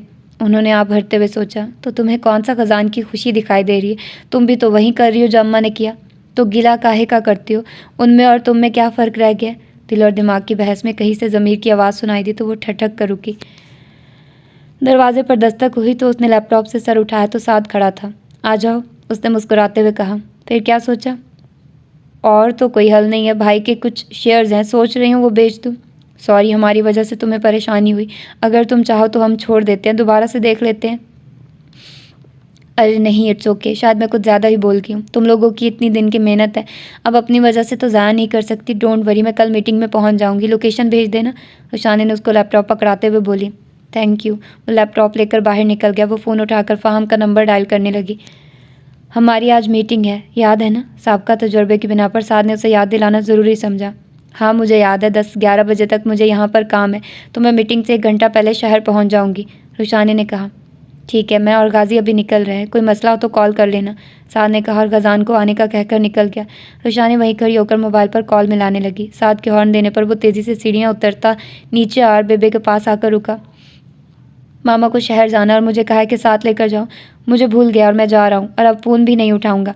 रुशाने को शहर आना तो आगे आप देख लीजिएगा, वो आहिस्तगी से कहता बाहर निकल गया। रुशाने हैरत से उन दोनों को देख रही थी। ड्रामेबाज, बेबे मुस्कुराते हुए ज़ेरे लब बोली। क्या चल रहा है। वो मुश्कूक सी बेबे के पास आई। तेरे मतलब का नहीं है, उन्होंने बेनियाजी से जवाब दिया। मैं आपसे पहले ही नाराज़ हूँ और मज़ीद भी हो सकती हूँ, उसने मुँह बसोरा। मैं जानती हूँ, मगर जो कर रही हूँ तेरे भले के लिए ही कर रही हूँ। इसमें मेरा भला कहाँ से आ गया, उसने हाथ नचा कर कहा। तू अभी नहीं समझेगी, समझने को कुछ होगा तो ही समझूंगी ना। फालतू में उस रिश्ते को घसीट रही हैं आप, मैं उनके पास बैठते हुए बोली। थोड़ा वक्त दे, जो जैसा हो रहा है उसे होने दे, तेरा क्या जाता है, करने दे जो कर रही है। कुछ दिनों में थक जाएगी, और इंसान जब थक जाता है ना पुत्र, तो उसका दिल नरम हो जाता है, उसे दूसरों का एहसास भी होता है और मोहब्बत भी जागती है, उन्होंने ज़ेरे लब मुस्कुराते हुए कहा। तो उसने खफकी से उन्हें देखा। मोहब्बत वहाँ जागती है जहाँ मोहब्बत होती है। वो तो बहुत नफ़रत करती है मुझसे, उनकी गोद में सर रखते हुए उसने आहिस्तगी से कहा। मोहब्बत भी करेगी और बहुत करेगी, दिल छोटा ना कर, बेबे ने उसका सर सुलहाते हुए कहा। आपकी बहू ने मुझे थप्पड़ मारा है, उसने शिकायती निगाहों से उन्हें देखते हुए कहा। उल्फत बेगम जो खजान के पीछे आ रही थी उसकी बात पर ठठक कर रुकी। बेबे की पुश्त होने की वजह बिना पर वो उन्हें न देख सकी। कोई बात नहीं पुत्र, माँ है तुम्हारी और माएँ गुस्से में मार लेती हैं। क्या ताहिरा तुझे नहीं झिड़क लेती थी? मुझे आज भी याद है जब तुम किसी बात पर जिद करती थी तो वो तुम्हें थप्पड़ लगा देती थी और तुम यूं ही मेरी गोद में सर रख कर शिकायत किया करती थी। बेबे ने उसके गाल पर हाथ फेरते हुए नरमी से कहा, मामा मुझे डांटती थी या थप्पड़ मारती थी तो बाद में प्यार भी तो करती थी। ये बात कैसे भूल गई आप? तायरा के साथ गुजरे बहुत से लम्हात उसकी आंखों के सामने लहराए। अच्छा चल छोड़ भी, क्या एक बात को लेकर बैठ गई है? रूमी की मंगनी के लिए अच्छा सा जोड़ा बना दे, ज़्यादा अला बला ना लगा देना। ज़रा सी बच्ची है, भारी कपड़ों में दब कर रह जाएगी। बेबे ने उसको अफसरदा होते देखकर बात बदली। ना भाई, आपकी बहू से मुझे दोबारा जलील नहीं होना। आप कहें और से बंदोबस्त कर ले। अब तू उनके साथ जिद लगाएगी, झली ना हो तो। उन्होंने उसके सर पे चपत लगाई। जिद नहीं लगा रही, बस ये कह रही हूँ कि मैं उनके किसी मामले में इन्वॉल्व नहीं होंगी। ऐसे ही बातें सुनाती हैं, उसने साफ जवाब दिया। तारा को बावर्ची खाने से निकलते देखकर उल्फत बेगम नीचे आई। ये लोग गर्मा गर्म पकौड़े हाजिर हैं, ख़ास तौर पर तुम्हारे लिए बनाए हैं। तारा प्लेट उसके सामने रखते हुए बोली। रुशाने की नज़र सामने वॉल क्लॉक पर पड़ी जहाँ 10 बज रहे थे। ये कौन सा वक्त है पकौड़ों का? बेबे ने नाक तले उंगली रखते हुए ताज्जुब से पूछा। मैंने रोशी के लिए बनाया, शाम में तो ये देर से आती है, तब तक खाने का वक्त हो जाता है। मैंने सोचा अभी घर पर है तो बना देती हूँ, खाओ ना। तारा ने जवाब देते हुए आखिर में रोशानी को मुखातिब किया। उसने उठकर बैठते हुए प्लेट उठाए। तुम शायद फिर से अपनी औकात भूल रही हो। नहीं यार, मेरा वो मतलब नहीं था, बस तब गुस्से में थी तो ऐसा बोल दिया, सॉरी। तारा ने नज़रें झुकाते हुए कहा। अब गुस्सा उतरा तो तुम फिर अपनी हैसियत को नज़रअंदाज कर रही हो, मालिक और नौकर का फ़र्क भूल गई। और ये भी कि चाहे मालिक के साथ जितनी भी दोस्ती हो, रहता वो नौकर ही है। और भी बहुत कुछ ऐसा है जिसे भूल कर फिर कदम बढ़ा रही हो। उसने वो प्लेट उसके हाथ पर रखते सपाट लहजे में कहा। उसकी बातों पर बेबे की पेशानी पर गुस्से की वजह से बल पड़े। अब वो गुस्से में बोल दिया सो बोल दिया, क्या करूँ अब मैं? तारा ने झलाकर कहा। ये तू कैसे बात कर रही है? बेबे से रहा नहीं गया तो उन्होंने मदाखलत की। ये सब मैंने नहीं कहा, आपकी इस चहेती के फरमोदात हैं, पूछिए इससे। एक नज़र उस पर डालती वो पलट गई। सरा मेरी जुत्ती पकड़ाना। उन्होंने इशारा किया तो अपनी धुन में मगन तारा आगे बढ़ के झुककर जूता उठाने लगी कि एकदम से चौंक कर रुकी। नज़र उठाकर देखा तो वो कड़ी निगाहों से उसे घूर रही थी। सेकंड के 1000वें हिस्से में वो बावर्ची के दरवाजे पर मौजूद थी। तुझे क्या हुआ है, क्यों परेशान खड़ी है? उल्फत बेगम को बार बार नंबर मिलाते देखकर उन्होंने पूछा। इस लड़के से मैंने कहा भी था कि मुझे शहर जाना है, मगर मजाल है जो ये ज़रा सी एहसास जिम्मेदारी का मुजाहरा कर ले। वो गज़ान को कॉल करते हुए बोली। मामा मैं बिज़ी हूँ, बाद में कॉल करता हूँ, गज़ान ने फ़ोन उठाकर कहा और उनकी सुने बगैर काट दिया। हद हो गई है अम्मा, घर में इतने लोग हैं और बस 2 ही गाड़ियाँ हैं। अगर किसी को कहीं जाना पड़े तो कहीं कैसे जाएगा? घर के लिए अलग से गाड़ी का तो बंदोबस्त कर लें, उन्होंने झलाकर कहा। तो शानो जा रही है शहर, उसके साथ चली जा। रोशे के साथ? उसके साथ कैसे जा सकती हूँ? क्यों नहीं जा सकती? वो तुझे चुटकियाँ नहीं काटेगी, चली जा। बैर तूने बांधा हुआ, उसने नहीं। बेबे ने तख्त पर रखा तकिया सीधा करते हुए सरसरी से अंदाज में कहा। उफ अम्मा, मेरा मतलब था कि मैं वापस कैसे आऊँगी, वो तो शाम को आती है ना। उल्फत बेगम उनके तंज पर तप गई। तो उसे कहना तुझे छोड़ जाएगी। निकुड़िए सुन ज़रा, ये अपनी ताई को भी लेती जा। रुशाने को तैयार होकर बाहर निकलता देखकर बेबे ने उसे पुकारा। कहाँ? वो मुड़कर उनके पास आई। उल्फत बेगम ने गर्दन मोड़कर उसे देखा तो देखती ही रह गई। ब्लैक जीन्स पर वाइट टी शर्ट और ब्लैक ही कोट पहने, बाएं हाथ पर सुनहरे रंग की घड़ी और दाएं हाथ में बारीक और नफीसा ब्रेसलेट पहने, दाएं बाजू पर हैंड बैग लटकाए। उल्फत बेगम को जाने क्यों आज बहुत प्यारी लगी, या फिर पहली मुलाकात के बाद उन्होंने गौर ही आज किया था। शहर और कहाँ? मैं अभी तो बुआ के यहाँ जा रही हूँ, 1 घंटे तक वापसी होगी तो मैं जाते हुए पिक कर लूँगी। उन्हें सरता पैर अपना जायज़ा लेते देखकर संजीदगी से कहते हुए उसने बाहर की तरफ कदम बढ़ाए। ज़रा रुकना। बेबे की नरम आवाज़ यकदम करख्त लहजे में बदली। प्लीज़ बेबे, बहुत अहम मीटिंग है, मेरे साथ गज़ान और साथ भी होंगे, सो प्लीज़ कुछ भी मत कहिएगा सिवाय ढेर सारी दुआ के कि अल्लाह पाक हमें कामयाब करे। उनके कुछ कहने से पहले ही वो बोल उठी। प्लीज़ ना, मैं आकर सब सुन लूँगी, मगर अभी नहीं। वो आगे बढ़कर उनके गले लगकर उनका गाल चूमती तेज़ी से बाहर निकल गई। बेबे सर झटक कर रह गई। जा, अब तू क्यों बैठी है, तैयार हो जा, फिर कहेगी ये भी छोड़ गई है। उन्होंने उल्फत बेगम से कहा। मैं तैयार ही हूँ अम्मा, मैंने भला क्या तैयारी करनी है, वो बेजारी से कहती वहाँ से उठ गई। तकरीबन 2 घंटे बाद उसकी वापसी हुई थी। उसने गेट पर हॉर्न दिया तो उल्फत बेगम बाहर आ गई। गांव से शहर तक का सारा रास्ता दोनों के मबैन खामोशी से कटा था। उल्फत बेगम उसके बराबर फ्रंट सीट पर बैठी अपने ख्यालों में गुम रही और वो खामोशी से ड्राइविंग करती रही। शहर में दाखिल होने के बाद उसने 1-2 बार उनकी तरफ देखा कि वो बताएं कि कहाँ जाना है, मगर वो हनूज अपनी सोचों में गुम थी। गाड़ी की रफ्तार आहिस्ता करते हुए वो उन्हें मुखातिब करने की हिम्मत जमा करने लगी। आपको कहाँ ड्रॉप करूँ? गाड़ी में छाए गहरे सकूत को रुशानी की संजीदा आवाज़ ने तोड़ा। उल्फत बेगम ने चौंक कर उसे देखा। वो निगाहें सामने मरकूज़ किए पूछ रही थी, शहर से बाहर का जो रिहायशी इलाका है उस तरफ ले चलो। उन्होंने कहा तो उसने गाड़ी उस तरफ मोड़ दी। वो उसे रास्ता बताती रही और 10-15 मिनट बाद उसने गाड़ी एक मतवस्त दर्जे के इलाके में घर के सामने ले जाकर रोकी। हाँ बस यहीं। उल्फत बेगम ने अपनी बाईं जानिब इशारा किया। रुशानी ने मुड़कर देखा तो उस घर के गेट पर बड़ा सा ताला लगा हुआ था। उसे हैरानी तो हुई मगर पूछने की हिम्मत ना कर सकी, इसलिए महज सर हिला दिया। आपको कब तक लेने आऊँ? उनको गाड़ी से निकलते देखकर उसने पूछा। तुम अपना काम ख़त्म करके आराम से आ जाना, मैं तुम्हारा यही इंतज़ार करूँगी। पहले ही मेरी वजह से बहुत देर हो गई है। उनके लहजे की नरमी से वो गश खाते खाते रह गई। जाओ, तुम्हें देर हो रही है। उसको आंखें फाड़े और मुंह खोले खुद को देखता पाकर वो ज़ेरे लब मुस्कुराती बाहर निकल गई। उल्फत बेगम और उससे बात करते हुए मुस्कुरा रही थी। उसके लिए वो चंद लम्हे नहायत ही गैर मामूली और किसी धचके से कम नहीं थे। लड़की 2:30 बज चुके हैं, देर हो रही है, मीटिंग में नहीं जाना? उसको साकित बैठे देखकर उल्फत बेगम उसकी तरफ से शीशे से झांक कर बोली तो वो चौंक कर होश की दुनिया में लौटी। हाँ, खुदा हाफिज़, वो कहती हुई गाड़ी स्टार्ट करती वहाँ से निकल गई। सारे रास्ते वो उनका रवैया सोचती रही थी। मीटिंग पॉइंट पर पहुंची तो सब लोग उसी का ही इंतज़ार कर रहे थे। गायब दिमागी से बिना सलाम किए वो गजान और साद के दरमियान जा बैठी। साद ने बारी बारी उन सब का तारुफ करवाया और वो बिना देखे सुने सर हिलाती गई। तुम्हारी तबीयत ठीक है? उसको उलझा हुआ देखकर गजान को कहीं खदशात ने आ घेरा। उसे रुमैसा ने कॉल करके बता दिया था कि मामा रुशाने के साथ गई हैं। अपनी दांस में उसने दोनों को करीब करना चाहा था मगर बेखबर था कि नतीजा क्या रहा, इसलिए काफ़ी मुतजस्सिस था। ठीक हूँ, उसे देखते हुए उसने जवाब दिया। परेशान लग रही हो? इसको शशोपंज में मुब्तला देखकर उसने फिर पूछा। डायरेक्ट पूछकर उसे मशकूक नहीं करना चाहता था। क्या वाकई ही मुझसे होते हैं? उसने खोए हुए लहजे में पूछा। उसका ध्यान अभी भी उल्फत बेगम के नरम लहजे में बोले गए चंद जुमलों में ही अटका हुआ था। व्हाट? उसकी गैर मुतवक्का बात पर वो मुताज्जिब हुआ। अगर भूल गए हो तो मैं याद दिला दूँ कि तुम लोग इस वक्त मीटिंग में बैठे हो। उनको सरगोशियाँ करते और मीटिंग रूम में मौजूद अफराद को उन्हें देखता पाकर साहब ने बज़ाहिर मुस्कुराते हुए दांत पीसते हुए कहा, एवरीथिंग इज़ ओके? सामने बैठे एक खुश शक्ल से लड़के ने मुस्कुराते हुए पूछा। आप कौन? उसने जिस बेसाख्ता अंदाज में पूछा था वो उसी बेसाख्तापन से कहका लगा गया। रोशी, क्या हो गया? अभी तो बताया, ये मिस्टर तबरेज़ हैं जिनके साथ हमारी मीटिंग है। साद ने उसे घूरा। ओह हाँ, सॉरी, मैं भूल गई, माजरत चाहती हूँ। सबको अपनी जानिब देखते पाकर वो खजल हो गई। It's okay, no issue. वैसे तो लोग देखकर ही पहचान जाते हैं, आप वाहिद हैं जिन्होंने डायरेक्ट पूछा है कि भाई कौन हो। आई रियली एंजॉयड इट, उसने हंसते हुए कहा। तुम इतनी बदहवास क्यों लग रही हो? साद ने झुककर पूछा। नहीं, कुछ नहीं। पानी मिलेगा? वो सबको मुस्कुराते पाकर खुद को डपटते हुए जल्दी से सीधी हुई। मैं देता हूँ। गजान पानी की बोतल उठाकर ग्लास में डालने लगा। सॉरी, मैं कुछ उलझी हुई थी, आप लोग शुरू करें। गिलास मेज़ पर रखते हुए उसने कहा तो साद सर हिलाते हुए तबरेज़ की तरफ मतवज्जे हुआ। साद और गजान ने ही मीटिंग निपटाई थी। उसे चूँकि ज़्यादा पता नहीं था और कुछ वो अभी तक शौक में थी, इसलिए भी खामोश बैठी सुनती रही। उसको बुखलाया हुआ देखकर उन दोनों ने भी उसे कुछ नहीं कहा। तबरेज़ उन लोगों के साथ बातचीत करते हुए गाहे बगाए रुशाने को भी देख रहा था, जिसे और किसी ने नहीं, लेकिन गजान ने बाखूबी नोट किया था। कुछ देर पहले वाली खुशगवारियत कहीं उड़-छू हो गई थी और अब उसे नई फिक्र लाहक हो गई थी। गजान, तुम कुछ कहना चाहोगे? साद तबरेज़ से हटकर उसकी तरफ मतवज्जे हुआ। नहीं, उसने लठमार अंदाज में जवाब दिया। मेरा मतलब है कि सब कुछ तुम कवर कर चुके हो, मैं कुछ नहीं कहना चाहता। उसे खुद को घूरते पाकर उसने वजाहत दी। तो फिर डील डन करें? हाँ, उसने जल्दी से सर हिलाया। Are you sure? साद ने सर दोहराया।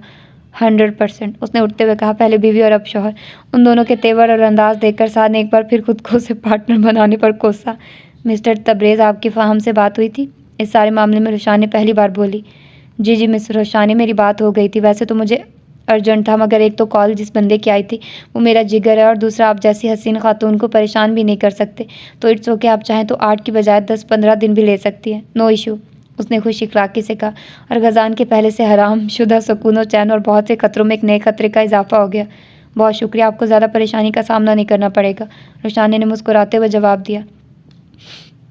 चलें? गजान ने उसे ममनू होता देखकर उसकी आंखों के सामने हाथ लहराया। रुशानी सर हिलाती उठ खड़ी हुई। कहाँ? फाइल साइन नहीं करनी? साद का शिद्दत से दिल चाह के सामने रखा ग्लास उसके सर में मार ही दे। उसकी आंखों में तनबीह देखकर गजान उसकी तरफ आया और फाइल और बाल पॉइंट पकड़े वहीं खड़े खड़े साइन करने लगा।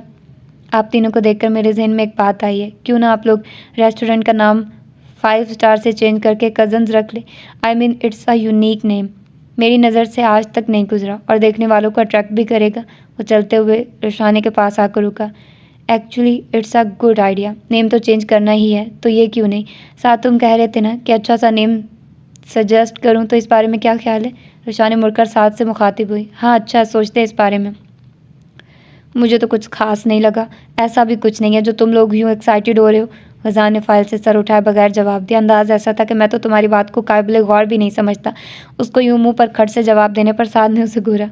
तुम्हारा तो दिमाग ख़राब है, हर मामले में कुछ उल्टा ही करना होता है। रुशान ने तबरेज़ की मुस्कुराहट से मिटते देखकर उससे बोली। रियली? उसने वही झुके झुके उसे देखा तो रुशानी ने ज़रा सी गर्दन टेढ़ी करके उसे तिरछी निगाहों से घूरा। वो मुंह बनाकर दोबारा से फाइल पर झुक गया। उन दोनों को देखते हुए तबरेज़ के होंठों पर मुस्कुराहट फैली। मेरे ख्याल से एक बार तुम खुद ये फाइल चेक कर लो, ऐसा ना हो कुछ रह जाए, फिर तुम नाराज़ होगी। साद ने फाइल उसकी तरफ बढ़ाई तो वो खोल कर देखने लगी। मीटिंग रूम का माहौल एकदम से ही दोस्ताना सा हो गया था। एक बात बताइए, आप ये रेस्टोरेंट क्यों बेच रही हैं? इतनी मेहनत की आपने, बिल्डिंग तामीर करवाई, फिर दीगर चीज़ें अरेंज की, और इतना सब कुछ करने के बाद आप सेल कर रहे हैं, क्यों? रोशानी ने सवालिया निगाहों से उसे देखते हुए बोली। वैसे ये सवाल बहुत पहले किया जाना चाहिए था, मगर खैर, दरअसल ये मुझसे छोटे का शौक़ था। उसने मुझसे कहा और मैंने बनवा दिया, मगर इस समय वो स्टडी से दूर हो रहा था, इसलिए मैंने इससे वापस ले लिया, इस वादे के साथ कि उसकी तालीम मुकम्मल होने के बाद ऐसा ही सेटअप उसको दोबारा से मिल जाएगा, और मेरे पास बिल्कुल टाइम नहीं होता कि मैं इसे मैनेज कर सकूं। बस यही वजह है। तो ब्रेज ने उसे तफसील बताई। इतनी तफसील किसने पूछी है? फजूल में ओवर हो रहा है। गजान बुड़बुड़ाया। क्या तकलीफ़ है, क्यों एकदम से अंगारे चबाने लगे हो? साद ने उसकी बुड़बुड़ाहट सुनकर पूछा। ये इस वक्त मुझे जहर लग रहा है, जो भी करना है बस जल्दी से करो और चलो यहाँ से, उसे कहता वो जैकेट की जेबों में हाथ डाले एक तरफ जा खड़ा हुआ। आप में लेडी बॉस वाली सारी खसूसियात मौजूद है। मुझे उम्मीद है बहुत जल्द आप लोग एक अच्छे मकाम पर होंगे। तबरेज़ ने फाइल साइन करके रोशानी की तरफ बढ़ाई। मुझे कुछ काम है तो बाकी का तुम देख लेना, हम चलते हैं। चलो रोशा, गजान ने उसकी तरफ आते हुए कहा। एक मिनट मिस्टर गजान, मुझे मिस रोशानी से बात करनी है, क्या हो सकती है? उसे अपना बैग उठाते देखकर तबरेज़ ने पहले गजान और फिर रोशानी से कहा। क्या बात करनी है? गजान ने शिकन-ए-लुत्फ़ पेशानी के साथ खुश्क लहजे में पूछा। Yes sure, but give me 1 minute please. Roshani उसे कहती गजान का हाथ पकड़े पीछे हुई। क्या मसला है, क्यों काट खाने को आ रहे हो? Behave your self. रोशानी दांत पीसते हुए सरगोशियाना लहजे में बोली। मुझे ये बंदा बिल्कुल भी अच्छा नहीं लग रहा है, तुम बस चलो यहाँ से, उसने तबरेज़ को घूरते हुए कहा। तुम्हारी कोई कल सीधी है भी या नहीं? हम यहाँ रिश्ता करने नहीं आए जो तुम लोगों को परख रहे हो। सुकून से खड़े रहो, वरना मुझसे बुरा कोई नहीं होगा। वो एक लफ्ज़ पर जोर देते हुए बोली। उसकी हालत देखकर तबरेज़ बामुश्किल अपना कहका रोके हुए था। तुमसे बुरा कोई है भी नहीं जाना तो ना सही, मैं जा रहा हूँ। वो पैर पटकता वहाँ से वॉकआउट कर गया। अरे ये तो एहतजाज पर उतर आया है, तबरेज़ ने बेख्तियार सोचा। सॉरी, एक्चुअली इसका मूड कुछ ख़राब है तो इस वजह से ऐसा बिहेव कर रहा है, आप माइंड मत कीजिएगा। उसका दिमाग बाद में दुरुस्त करने का इरादा करते हुए वो उसकी तरफ पलटी। नहीं इट्स ओके, असल में मुझे फ़हाम ने बताया था कि आप ड्रेस डिज़ाइनर हैं और हानिया से भी काफ़ी तारीफ़ें सुनी है, तो मैं अपनी एड एजेंसी के लिए आपसे मीटिंग रखना चाह रहा था। जी बिल्कुल, मगर मुझे कहीं जाना है तो आज मुमकिन नहीं हो सकेगा। जी कोई मसला नहीं, मैं किसी दिन आपके ऑफिस का चक्कर लगाता हूँ, एक कप कॉफ़ी के साथ डिस्कस भी कर लेंगे। अब की बार उसने संजीदगी से कहा। ओके, फिर होती है मुलाकात। साथ हम लोग फ्लैट पर जा रहे हैं तो तुम भी वहीं आ जाना। रोशानी उन दोनों को खुदा हाफिज़ कहती बाहर निकल गई। पार्किंग में पहुंचकर उसने इधर उधर निगाह दौड़ाई तो कुछ दूर फुटपाथ पर गजान जाता दिखाई दिया। गाड़ी की चाबी चूँकि साद के पास थी इसलिए वो पैदल ही चल दिया था। वो जलता भुनता जा रहा था कि पीछे से एक गाड़ी उसके पास आकर रुकी। आ जाओ, उसके रुकने पर रोशानी ने कहा। वो उसे कोई बात कहती और वो इनकार कर देता, ऐसा तो मुमकिन ही नहीं था। सो वो मुँह बसूरता गाड़ी में आ बैठा। फ्लैट पर पहुँचने तक उन दोनों में से किसी ने भी कोई बात नहीं की। उसे लाउंज में बिठाकर वो किचन में चली गई। कुछ देर में वापस आई तो उसके हाथ में 2 कप कॉफ़ी के थे। एक कप उसके सामने रखकर दूसरा उठाया वो उसके सामने सोफे पर जा बैठी और कॉफ़ी का घूंट लेने के साथ साथ उसे भी देखने लगी, जो एक उस एहसान की माने लग रहा था जिससे तूफान की इत्तला मिली हो और वो पहले से ही चश्मे तसव्वुर में आने वाली आफत में अपना सब कुछ लूटता देख रहा हो। सोचों में गुम उसके चेहरे पर कहीं रंग आ जा रहे थे। अपनी सोचों में जाने वो कहाँ तक जा चुका था। कॉफ़ी ठंडी हो रही है। उसको एक इजाफे में बैठा देखकर उसने मुखातिब किया। गजान। उसके दोबारा पुकारने पर वो चौंका। क्या हुआ है, कहाँ खोए हुए हो? तुम एकदम से इतने पीले क्यों पड़ गए हो? तबीयत ठीक है? उसकी लम्हा बलम्हा बिगड़ती हालत देखकर उसने फिक्रमंदी से पूछा, रोशा रोशा, आई लव यू यार, मैं नहीं रह सकता तुम्हारे बिना। वो एक झटके से उठा और उसके सामने घुटनों के बल ज़मीन पर बैठा। उसकी गैर मुतवक्का बात और हरकत पर वो उछल कर रह गई। व्हाट, क्या हो गया, होश में तो हो ना? उसने अचंभे से उसे देखा। मैं सच कह रहा हूँ, मैं तुम्हारे बिना नहीं रह पाऊंगा, मेरा दम घुट रहा है। ऐसा लग रहा है जैसे किसी ने मेरी शहरग पर पाँव रख दिया हो। सोचता हूँ तो लगता है अगली सांस नहीं आएगी। तुम प्लीज़ मुझे छोड़कर मत जाना, मैं मर जाऊंगा यार। उसके दोनों हाथ थामे आंखों में नमी लिए इल्तिजा करता वो बेबसी की हदों पर था। रुशा ने आंखें फाड़े टकर टकर उसे देख रही थी। अभी तो वो पहले शौक से नहीं निकली थी कि उसने दूसरा झटका दे दिया था। तुम सुन रही हो ना? उसको किसी बुत की तरह साकित तो जामिद बैठा देखकर उसने उसे झुंझोड़ा। आई नो तुम नाराज़ हो मुझसे, होना भी चाहिए। मेरी वजह से मामा तुम्हें हर्ट करती हैं, बट आई स्वेयर मैं उनको मना लूँगा। बस तुम कभी ना छोड़ना मुझे, मैं बर्दाश्त नहीं कर पाऊँगा। तुम सुन रही हो ना? उसके गाल पर हाथ रखते हुए उसने रंधी हुई आवाज़ में कहा। उसकी आंखें और चेहरा उसकी शदीद ज़ब्त का गवाह था। वह हकदक सी उसे देखे गई। जब से उससे मिली थी पहली बार था कि हर वक्त गैर संजीदा गजान इस तरह टूटी बिखरी हालत में उसके सामने बैठा था। चुप क्यों हो, कुछ बोलो ना। उसको मुसलसल खामोश देखकर उसने उसका हाथ हिलाया तो वो चौंक कर होश में आई। क्या उल्टा सीधा बोले जा रहे हो? दिमाग ठीक है? उठो यहाँ से। उसके हाथ से अपना हाथ छुड़वाते हुए उसने सख्ती से कहा। नहीं, तुम पहले वादा करो, तुम मुझे कभी छोड़ कर नहीं जाओगी, मुझसे दूर होने का सोचोगी भी नहीं।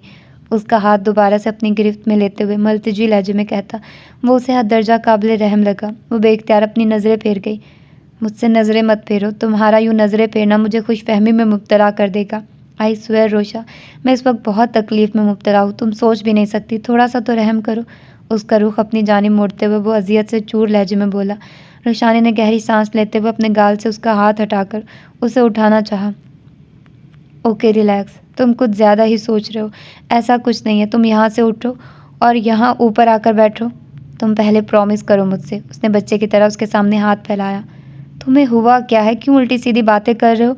उसकी एक ही रट से वो झुंझलाते हुए गोया हुई। ओके फाइन, तुम्हें ये प्रॉमिस नहीं करना तो मत करो, मगर आज के बाद उस तबरेज़ से नहीं मिलोगी, उससे कभी कोई बात नहीं करोगी। वो तुम्हें देख रहा था, मुस्कुराकर बातें कर रहा था, वो मुझे बिल्कुल भी अच्छा नहीं लगा। तुम समझ रही हो ना?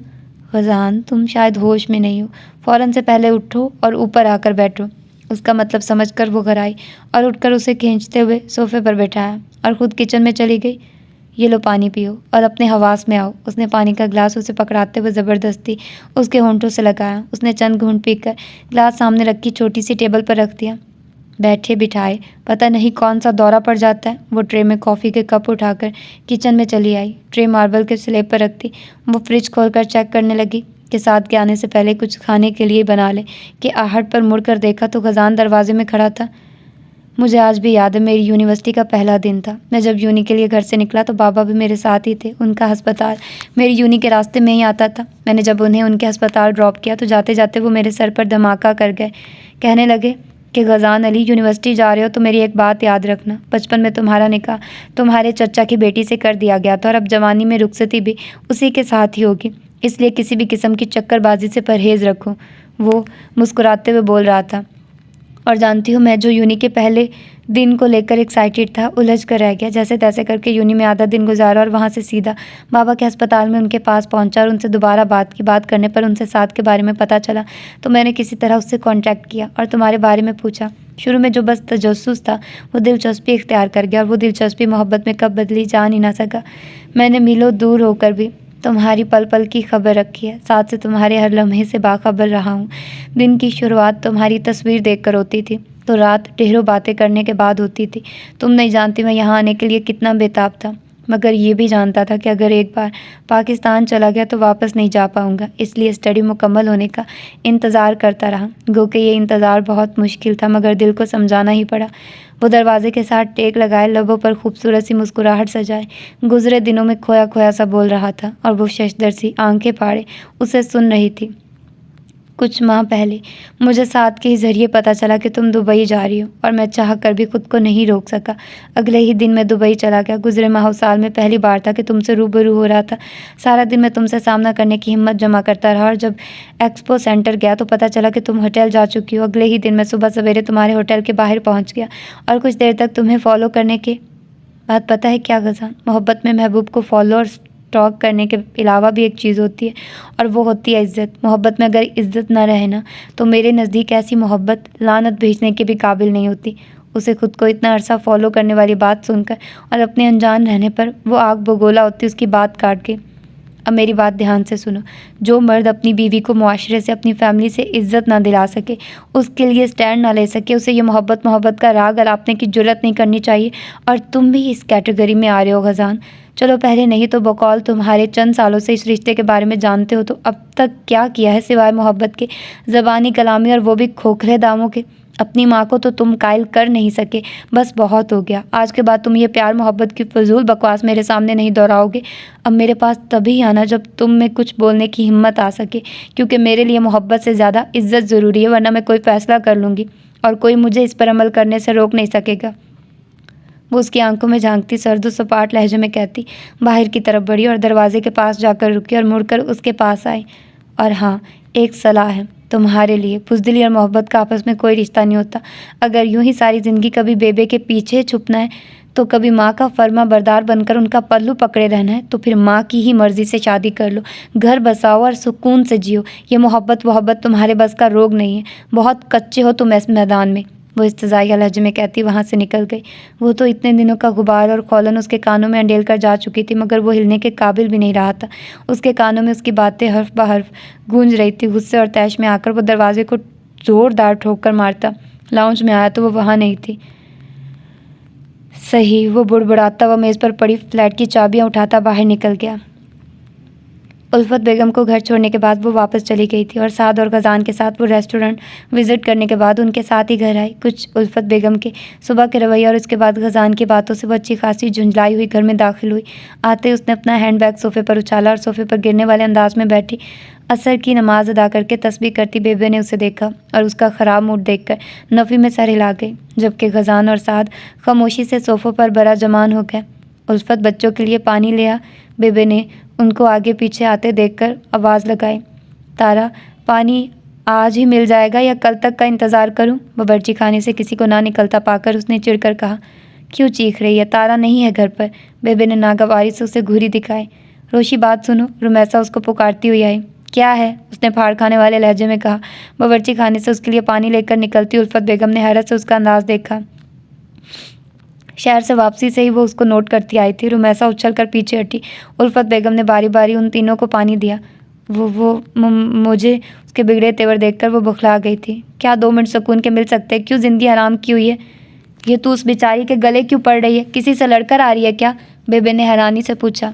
दिमाग ख़राब हो गया मेरा, पागल हो गई हूँ मैं। छोड़ आइए किसी पागल खाने में। आप सबका भी बोझ हल्का और मुझे भी सुकून की ज़िंदगी मिल जाएगी। हाथ में पकड़ा ग्लास फर्श पर फेंकते हुए वो चीखी। गजान एक नज़र उसे देखकर रुख मोड़ गया। तुझे हुआ क्या है? क्यों काट खाने को आ रही है? बेबे अपनी लाठी उठाती उठकर उसकी तरफ आई।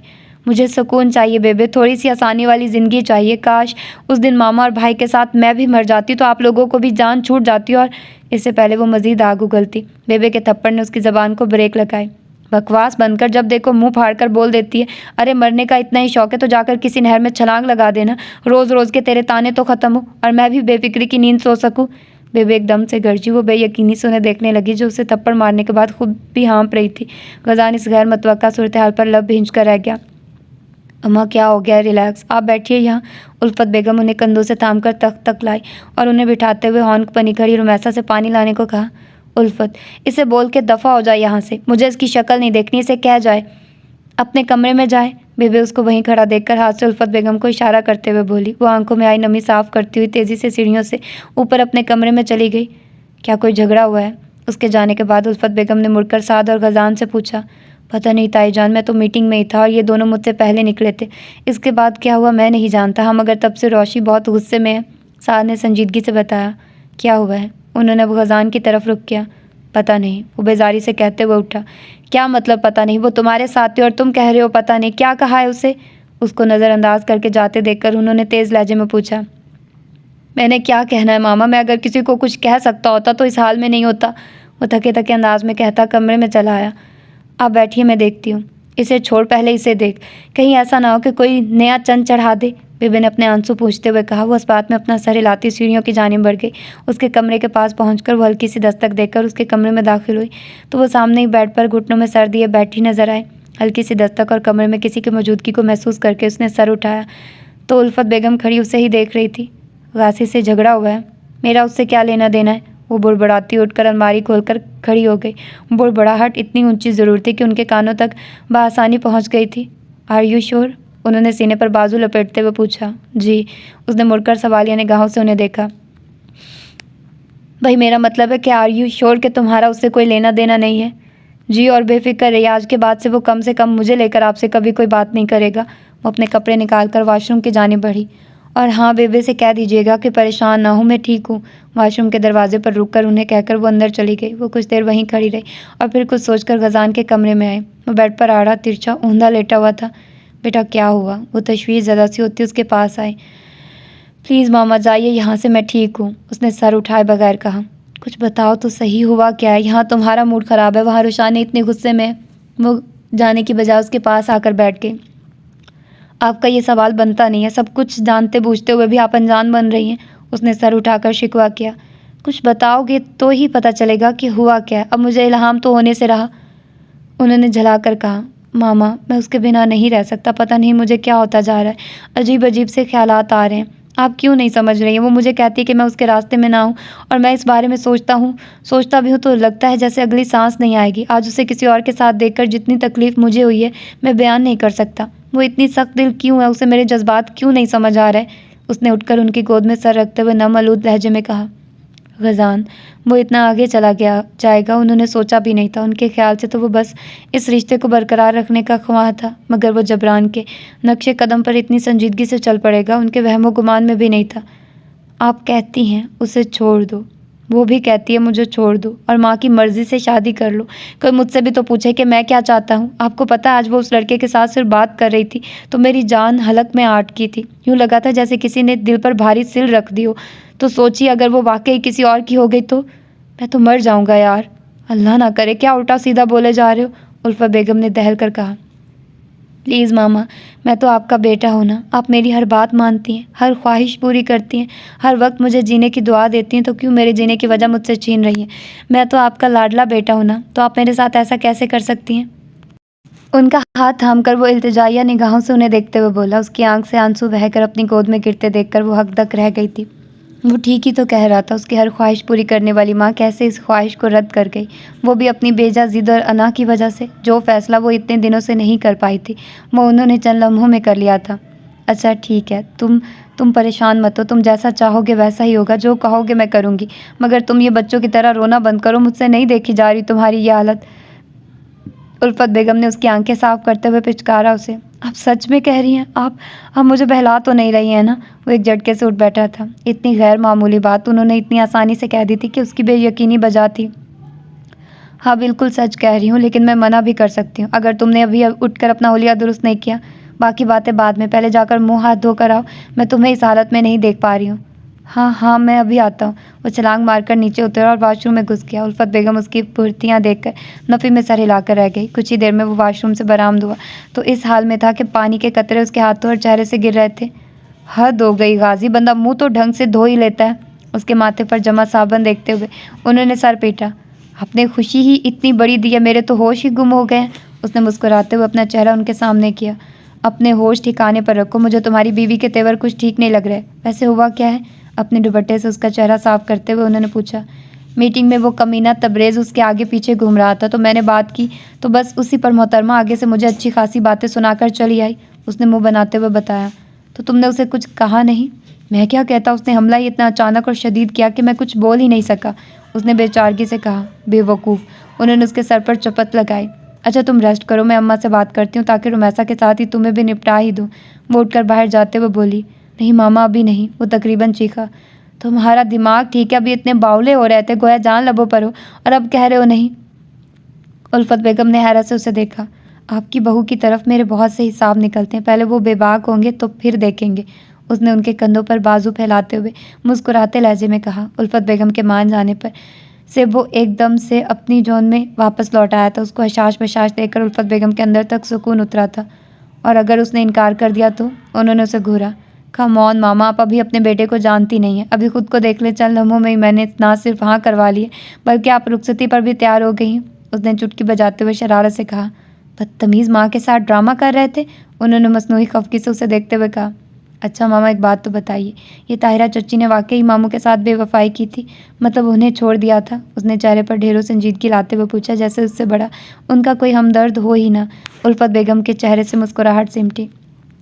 वैसे चच्ची ने अच्छा नहीं किया क्या था जो वो मामू की मोहब्बत को समझ लेती तो आज वो इस हाल में इतनी दूर ना बैठे होते। अफसोस से दाएं बाएं सर हिलाता वो फाफे कुटनी औरतों को भी पीछे छोड़ गया था। मैंने तुम्हें उस दिन भी कहा था कि दोबारा इस किस्म की बकवास नहीं करनी, तुम्हें समझ में नहीं आया था? अपने कंधों से उसके बाजू झटकते हुए उन्होंने दरश्ती से कहा। मामा मेरी बात तो सुनिए। वो जल्दी से उनके सामने आया। मुझे तुमसे कोई बात नहीं करनी। वो उसे गुस्से से पीछे धकेलती बाहर निकल गई। दिल को करार आया, तुझ पे है प्यार आया। उल्फत बेगम के जाने के बाद वो गुनगुनाते हुए ड्रेसिंग टेबल के सामने खड़े होकर बाल सेट करने लगा। मेरी मोहब्बत तुम्हें लानत भेजने के काबिल भी नहीं लग रही थी ना रोशान ने गजान अली, तो अब इस लानत शुदा मोहब्बत के पीछे तुम्हें ख्वार ना किया तो मेरा नाम भी गजान नहीं। बालों में ब्रश करते हुए उसने के दिमाग ने जलते भुनते हुए कहा, ये कुछ ज़्यादा नहीं हो जाएगा? दिल फ़ौरन से पहले चीख उठा था। झुक कर बालों को मुख्तलिफ जावियों से चेक करते हुए अचानक वो रुका। हाँ, इतना तंग नहीं करना चाहिए, वो हर्ट होगी, बस थोड़ा सा तंग करना है, इट्स फाइनल। इससे पहले दिमाग कुछ कहता, दिल ने पुख्ता इरादा कर लिया। फिटे मुंह तुम्हारे मशवरों पर। दिमाग उस पर दो हर भेजता पीछे हट गया। ऐसा करता हूँ, चेंज करके सबसे पहले बेबे को ये बात बताता हूँ, वो तो सुनकर खुशी हो जाएंगी। वो सोचते हुए अलमारी से कपड़े निकालने लगा। फुफ्फू, वो चेंज करके निकली तो हरीम ने उसे आवाज़ दी। उसने मुड़कर देखा तो वो उसी की तरफ आ रही थी। जी पुप्पो का बच्चा, उसने खुश दिली से कहा। मुझे उठाइए। उसने बाजू बाँक किए। अपनी उम्र और कद देखो, मेरे जितनी हो, और गोद में उठाने को यूँ कहती हो जैसे छोटा बच्चा हो। रुशान ने उसे उठाते हुए बोली। हाँ तो छोटू सा बेबी ही हूँ। उसने फ़ख्र से गर्दन अकड़ाई। आप कहाँ जा रही हैं? मुझसे इस वक्त 2 लोग नाराज़ हैं, उनसे सॉरी करने जा रही हूँ। उसने रुमैसा के कमरे में झांकते हुए कहा। कौन भला? एक तो बड़ी दादो और एक रूमी पुप्पो। अच्छा, मगर क्यों नाराज़ है? रूमी पुप्पो को डांट दिया था और बेबे से थोड़ी सी बदतमीज़ी की थी। अपने कमरे से निकलते खजान पर एक नज़र डालती वो आगे बढ़ गई। Hello baby. तेज़ी से कदम बढ़ाकर उसके हम कदम होकर उसने मुस्कुराते हुए हरीम को मुखातिब किया। हाय चाचू, कैसे हैं आप? इतना मुस्कुरा क्यों रहे हैं? उसने जवाबन हाथ हिलाते हुए पूछा। वो इसलिए कि मुझे अपनी ज़िंदगी की सबसे बड़ी खुशी मिली है। उसने हरीम का गाल खींचते हुए कहा। तो सेलिब्रेट नहीं करेंगे? हरीम ने आंखें घुमाई। बिल्कुल करेंगे, हम कल ही कर लेते हैं। मैं आपको स्कूल से पिक कर लूँगा और फिर हम एक अच्छे से रेस्टोरेंट में जाकर अच्छी सी पार्टी करेंगे। फूफो भी होंगी हमारे साथ? हरीम ने खामोशी से उनकी बातें सुनती रोशाने को भी घसीटा। नहीं, मैं अपनी खुशियाँ हर अरे गरे के साथ नहीं सेलिब्रेट करता। बस मैं, आप, रिमशा और रूमी पुप्पो होंगी। उसके खुश्क और खुरदरे लहजे में यूँ 2 टोक अंदाज पर रोशाने ने बेसाख्ता हैरत से उसे देखा। वो उसे नज़रअंदाज किए नीचे आ गया। How rude. वो बुड़बुड़ाती हुई नीचे आई और हरीम को रिमशा के पास जाने का कहकर खुद बेबे के कमरे में आई। गजान बेबे के पास कुहनी के बल लेटा मुस्कुराते हुए उनसे कोई बात कर रहा था। उसको देखकर वो खामोश हो गया। गाजी, इसको बोल यहाँ से चली जाए। मुझे इससे बात नहीं करनी, बल्कि इसकी सूरत भी नहीं देखनी। बेबे ने नाराज़गी से रुख मोड़ा। सुनो लड़की, तुम इस वक्त जाओ यहाँ से, हम लोग कुछ प्राइवेट बात कर रहे हैं। गजान उठकर उसकी तरफ आते हुए सख्त लहजे में बोला। रोशाने आंखें फाड़े उसे देखने लगी। ऐसे क्या देख रही हो? आंखों से निगलने का इरादा है क्या? बेबे की बात समझ नहीं आई। उन्हें तुम्हारी सूरत भी नहीं देखनी और मुझे भी तुम्हारी शक्ल देखने में ज़रा सी भी दिलचस्पी नहीं है, इसलिए तुम जा सकती हो, बल्कि मैं तुम्हें खुद छोड़ कर आता हूँ। उसका हाथ पकड़े उसे कमरे से बाहर लाकर छोड़ा और ठक से दरवाज़ा बंद कर दिया। How insulting. वो पैर पटकती वापस मुड़ गई। हॉल में रुमैसा बैठी टीवी देख रही थी। वो उसके पास आ बैठी। तुम नाराज़ हो मुझसे? उसने टीवी देखती रुमैसा को मुखातिब किया। सुनो ना। सॉरी। उसके मुंह फेरने पर रोशाने ने उसका रुख अपनी जानिब मोड़ा। रियली सॉरी, मैं उस वक्त बहुत गुस्से में थी तो तुम्हें ऐसे ही झिड़क दिया। मुझे एहसास है कि ऐसा नहीं करना चाहिए था, बस किसी और का गुस्सा तुम पर निकाल दिया। तुम हर बार ऐसे ही करती हो, मेरी गलती ना होते हुए भी मुझे झिड़क देती हो, और मैं तुमसे बात ही नहीं करूँगी।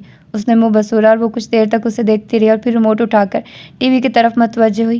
वैसे मैंने कल रात तकरीबन 9 बजे तुम्हें और साद को छत पर देखा था, कोई ख़ास बात थी क्या? उसने बात तो सरसरी सी की थी मगर लहजा हरगिज़ आम नहीं था। रुमैसा ने एक झटके से गर्दन मोड़कर उसे देखा। मुकम्मल ध्यान टीवी पर होने के बावजूद वो उसकी आंखों में सब बेयकीनी महसूस कर सकती थी। वो ज़ेर लब मुस्कुराती हुई उठने लगी कि रुमैसा ने उसका बाजू पकड़कर वापस खींचकर उसे सोफे पर पटकते हुए उसके शानों पर बिखरे बालों से पकड़ा। तुम मुझे ब्लैकमेल कर रही हो? वो उसके बालों को झटका देते हुए घर आई।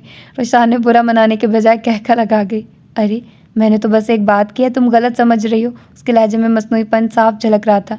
बहुत अच्छे से समझती हूँ तुम्हारी बातों को, मेरी बात कान खोल कर। ये क्या हो रहा है? उल्फत बेगम की हैरत की डूबी आवाज़ सुनाई तो वो जल्दी से पीछे हटी। वो रुमैसा उनकी संजीदगी पर गड़बड़ा गई। क्या वो लगा रखी है? क्यों जाहिलों की तरह बिहेव कर रही हो? मैनर्स भूल गई हो क्या? उल्फत बेगम ने गुस्से से कहा। वो मैं बस ऐसे ही। उसने मदद तलब निगाहों से रुचाने को देखा, मगर वो यूं बन गई जैसे देखा ही ना हो। किस बात पर झगड़ रहे थे? उन्होंने सवालिया नज़रों से दोनों को देखा। कुछ नहीं ताईजान, हम लोग बस मजाक कर रहे थे। रुमैसा को सर झुकाए लब काटते देखकर रुशाने ने उसका हाथ थामकर मुस्कुराते हुए कहा। वो दोनों को एक एक तगड़ी किस्म की घूरी से नवाजती वापस पलट गई। तुम्हें शर्म तो नहीं आती? देखने में कितनी सुलझी हुई और बावकार लगती और हरकतें थर्ड क्लास लड़कियों वाली हैं। उनके जाने के बाद रुमैसा कुशन उठाकर दांत पीसती उसकी तरफ बढ़ी। ये पागल होगी हो क्या? मामा बचाइए। ऊपर कुशन होने की वजह से उसके मुंह से घुटी घुटी आवाज़ निकली। फिक्र मत करो, तुम्हें मामा तक पहुंचा कर ही छोड़ूंगी। तुमने मुझे कुछ ज़्यादा ही हल्का ले रखा है। उसने कुशन पर दबाव बढ़ाया। रुशानी ने पूरा जोर लगाकर उसे पीछे धकेला और खांसती हुई उठी। धक्के की वजह से सोफे के पाए का सिरा उसकी कमर में लगा था। वो कमर पर हाथ रखती कराहती हुई उठी तो उसकी नज़र सीढ़ियों पर खड़ी उन्हें देखती उल्फत बेगम पर पड़ गई। वो झट से सीधी हुई। उसकी नज़रों के ताक़ुब में देखकर रुशाने भी बाल पीछे करके समेटने लगी। मज़ीद बड़ा होना है। वो मुतासिफ निगाहों से उन्हें देखती सर झटक कर ऊपर चली गई। एक बात बताओ, तुम्हारी अम्मा थोड़ी बदली बदली नहीं लग रही? इनको कमरे में दाखिल होते देखकर रुशानी रुमैसा से बोली। लग तो मुझे भी रहा है, वरना तो जब भी तुम मेरे साथ होती हो तुम्हारी टिका कर करती हैं। इस बार बचत हो गई है। तुम्हें बड़ा अफसोस हो रहा है। खैर बताओ, क्या काम था? मुझे अपने कमरे की सेटिंग करवानी थी, मगर तुम्हारा जब दिल करता है मुझे झिड़क कर रख देती हो। वो मुँह बनाते हुए उससे दूर हटकर बैठी। अच्छा बाबा, आई एम सॉरी, माफ़ कर दो, दोबारा नहीं करूँगी।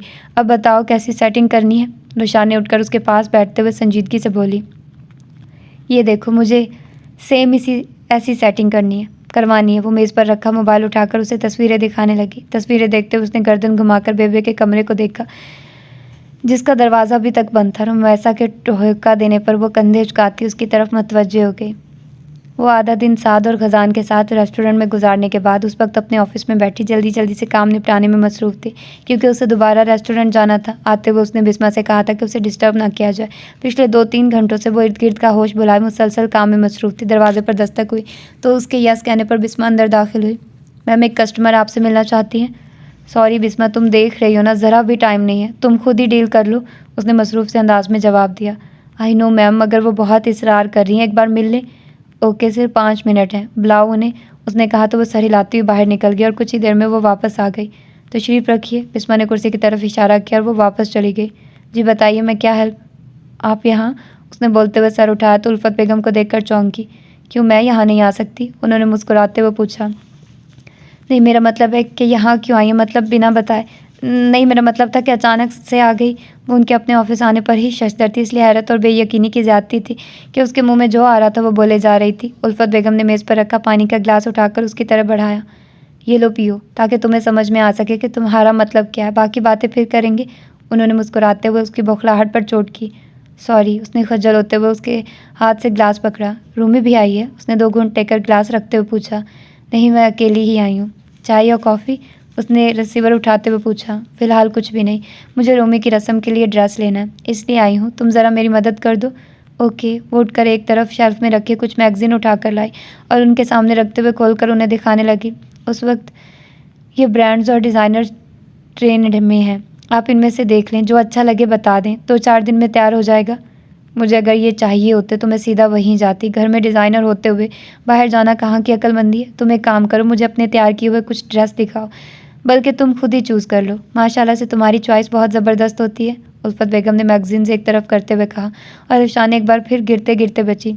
एक तो तुम सदमे में बहुत जल्दी चली जाती हो। खैर, तुम्हारी गलती नहीं है, तुम्हारी माँ भी ऐसे ही हॉन्क बन जाया करती थी। उसको हैरत और सदमे की मिली जुली कैफियत से खुद को देखते पाकर उन्होंने सर पीटा। क्या मतलब? उसने ठटक कर पूछा। मतलब भी समझाऊंगी, पहले जो काम कहा है वो करो, उल्फत बेगम ने उठते हुए कहा। जी जी, आइए मेरे साथ। वो उन्हें लेकर स्टोर में आई और सेल्स गर्ल को इशारा किया तो वो आकर उन्हें मुख्तलिफ़ किस्म के कपड़े दिखाने लगी। तकरीबन आधे घंटे की मेहनत के बाद वो तकरीब की मुनासबत से 2 जोड़े सेलेक्ट करने में कामयाब हो गई थी। रुशानी ने उन्हें कहा कि जो चेंजिंग करनी है बता दें, वो करवा देगी। ड्रेस पैक करवा कर वो बाहर निकली तो रुशानी ने उनसे पूछा कि वो वापस कैसे जाएंगी। खजान छोड़कर गया था, तो तुम एक काम करो, तुम चलो मेरे साथ, तुम्हें किसी से मिलवाना है और वहीं से घर वापस चले जाएंगे। उल्फत बेगम ने कहा तो वो चाहकर भी इनकार न कर सकी। बिस्मा को अपने जाने का बताकर वो उनके साथ चली गई। रास्ते में उल्फत बेगम ने उन्हें एड्रेस बताया और उसने एक बार फिर गाड़ी वहीं ले जाकर रोकी जहाँ कुछ दिन पहले वो उन्हें ड्रॉप करके गई थी। वो उतरकर गेट की जानिब बढ़ी तो रुशाने भी हैरतज़दा सी उनके पीछे आई। यहाँ कौन रहता है? उसने अचंभे से पूछा। पर्स से चाबी निकालकर गेट पर लगा ताला खोलती उल्फत बेगम ने उसे देखा और मुस्कुरा दी। यहाँ मेरी फैमिली रहती है, मेरे अब्बा अम्मा, बहन भाई और बहनों जैसी दोस्त। वो एक हसरत भरी आह भरते हुए घर में दाखिल हुई। ये मेरा छोटा सा आशियाना था जिसमें हम सब एक लड़ी में पिरोए हुए मोतियों की तरह जुड़े हुए थे और हर एक मोती दूसरे से बढ़कर था। फिर जाने किसकी नज़र लगी कि ये आशियाना जो बिखरा तो मैं आज तक न समेट पाई। वो खोए खोए लहजे में बोल रही थी। रुशाने भी खामोशी से उनके पीछे आ रही थी। वो अंदरूनी दरवाज़ा खोलकर हॉल में दाखिल हुई। इस घर से हमारी अच्छी बुरी बहुत सी यादें वाबस्ता है। हर एक मंजर, हर एक बात मुझे अजबर है। इतने साल गुजर जाने के बावजूद कुछ नहीं भूली हूँ। अम्मा और चची की खटपट, अब्बा और चचा का प्यार, तहमीना और जुबरान का प्यार और अपनी और ताहिरा की दोस्ती, कुछ भी तो फरामोश नहीं कर सकी। रुशाने जो खामोशी से उन्हें सुन रही थी उनकी आखिरी बात पर चौंकी। वो झूला देख रही हो? उन्होंने लाउंज का पर्दा हटाते हुए सामने लगे झूले की तरफ इशारा किया। ये झूला गवाह है हमारी दोस्ती का, हमारी मोहब्बत का, हमारे बचपन के खुशगवार दिनों से लेकर जवानी की तलखियों तक हर एक मंजर का गवाह है।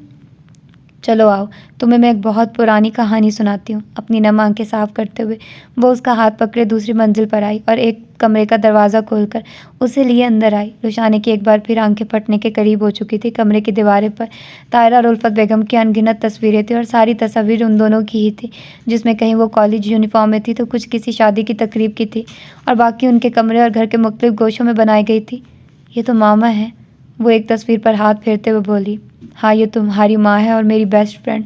अगर तब किसी ने यकजान दो कालिब की मिसाल देनी होती तो हमारी दी जाती थी। मेरी अम्मा थोड़ी सख्त मिजाज थी और चच्ची के साथ उनकी बनती भी नहीं थी, मगर इसके बावजूद हम लोग एक ही कमरे में रहते थे। मैं उनकी डांट को खातिर में नहीं लाती थी, मगर ताहिरा कभी कभार संजीदा हो जाती तो मैं अब्बा से अम्मा की शिकायत लगाती और अब्बा अम्मा की क्लास लगाते। नतीजतन वो खामोश हो जाती और हम फिर से इकट्ठे हो जाते, मगर हम में से कोई ना जान सका कि उनके दिल में चच्ची और उनकी फैमिली के लिए नफ़रत पलने लगी है।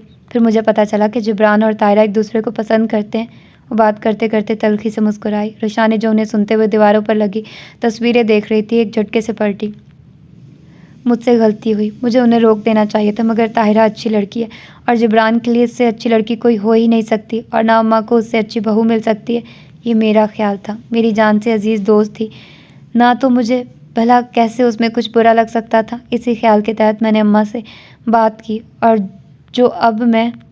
जवाब में उन्होंने जो खामियां उसमें मुझे गनवाई मैं सोच भी नहीं सकती थी। कुछ माह तक ये बात अंदर ही अंदर चलती रही और एक दिन तहमीना के मुंह से निकल गया कि जिब्रान और ताहिरा दोनों एक दूसरे को पसंद करते हैं। इसके बाद जो घर में तूफान आया वो अपने साथ सब कुछ बहा कर ले गया। पीछे बची तो बरसों से पलती नफरत, गुस्सा, अना और जिद। उसी गुस्से और अना में आकर उन्हें ना सिर्फ चच्ची को बातें सुनाई या फिर दूसरे लफ्ज़ों में उन्हें जलील किया और उनकी तरबियत पर उंगली उठाते हुए ताहिरा के किरदार को निशाना बनाया। अब्बा को तो अम्मा का वो रूप देखकर ही चुप लग गई थी। चचा और चच्ची बेटी के वालिदैन थे। अम्मा ने की थी तो दो लोगों ने सुना था। पलट कर वो जवाब देते तो पूरा मोहल्ला सुनता और कीचड़ उनकी बेटी पर उछाला जाता।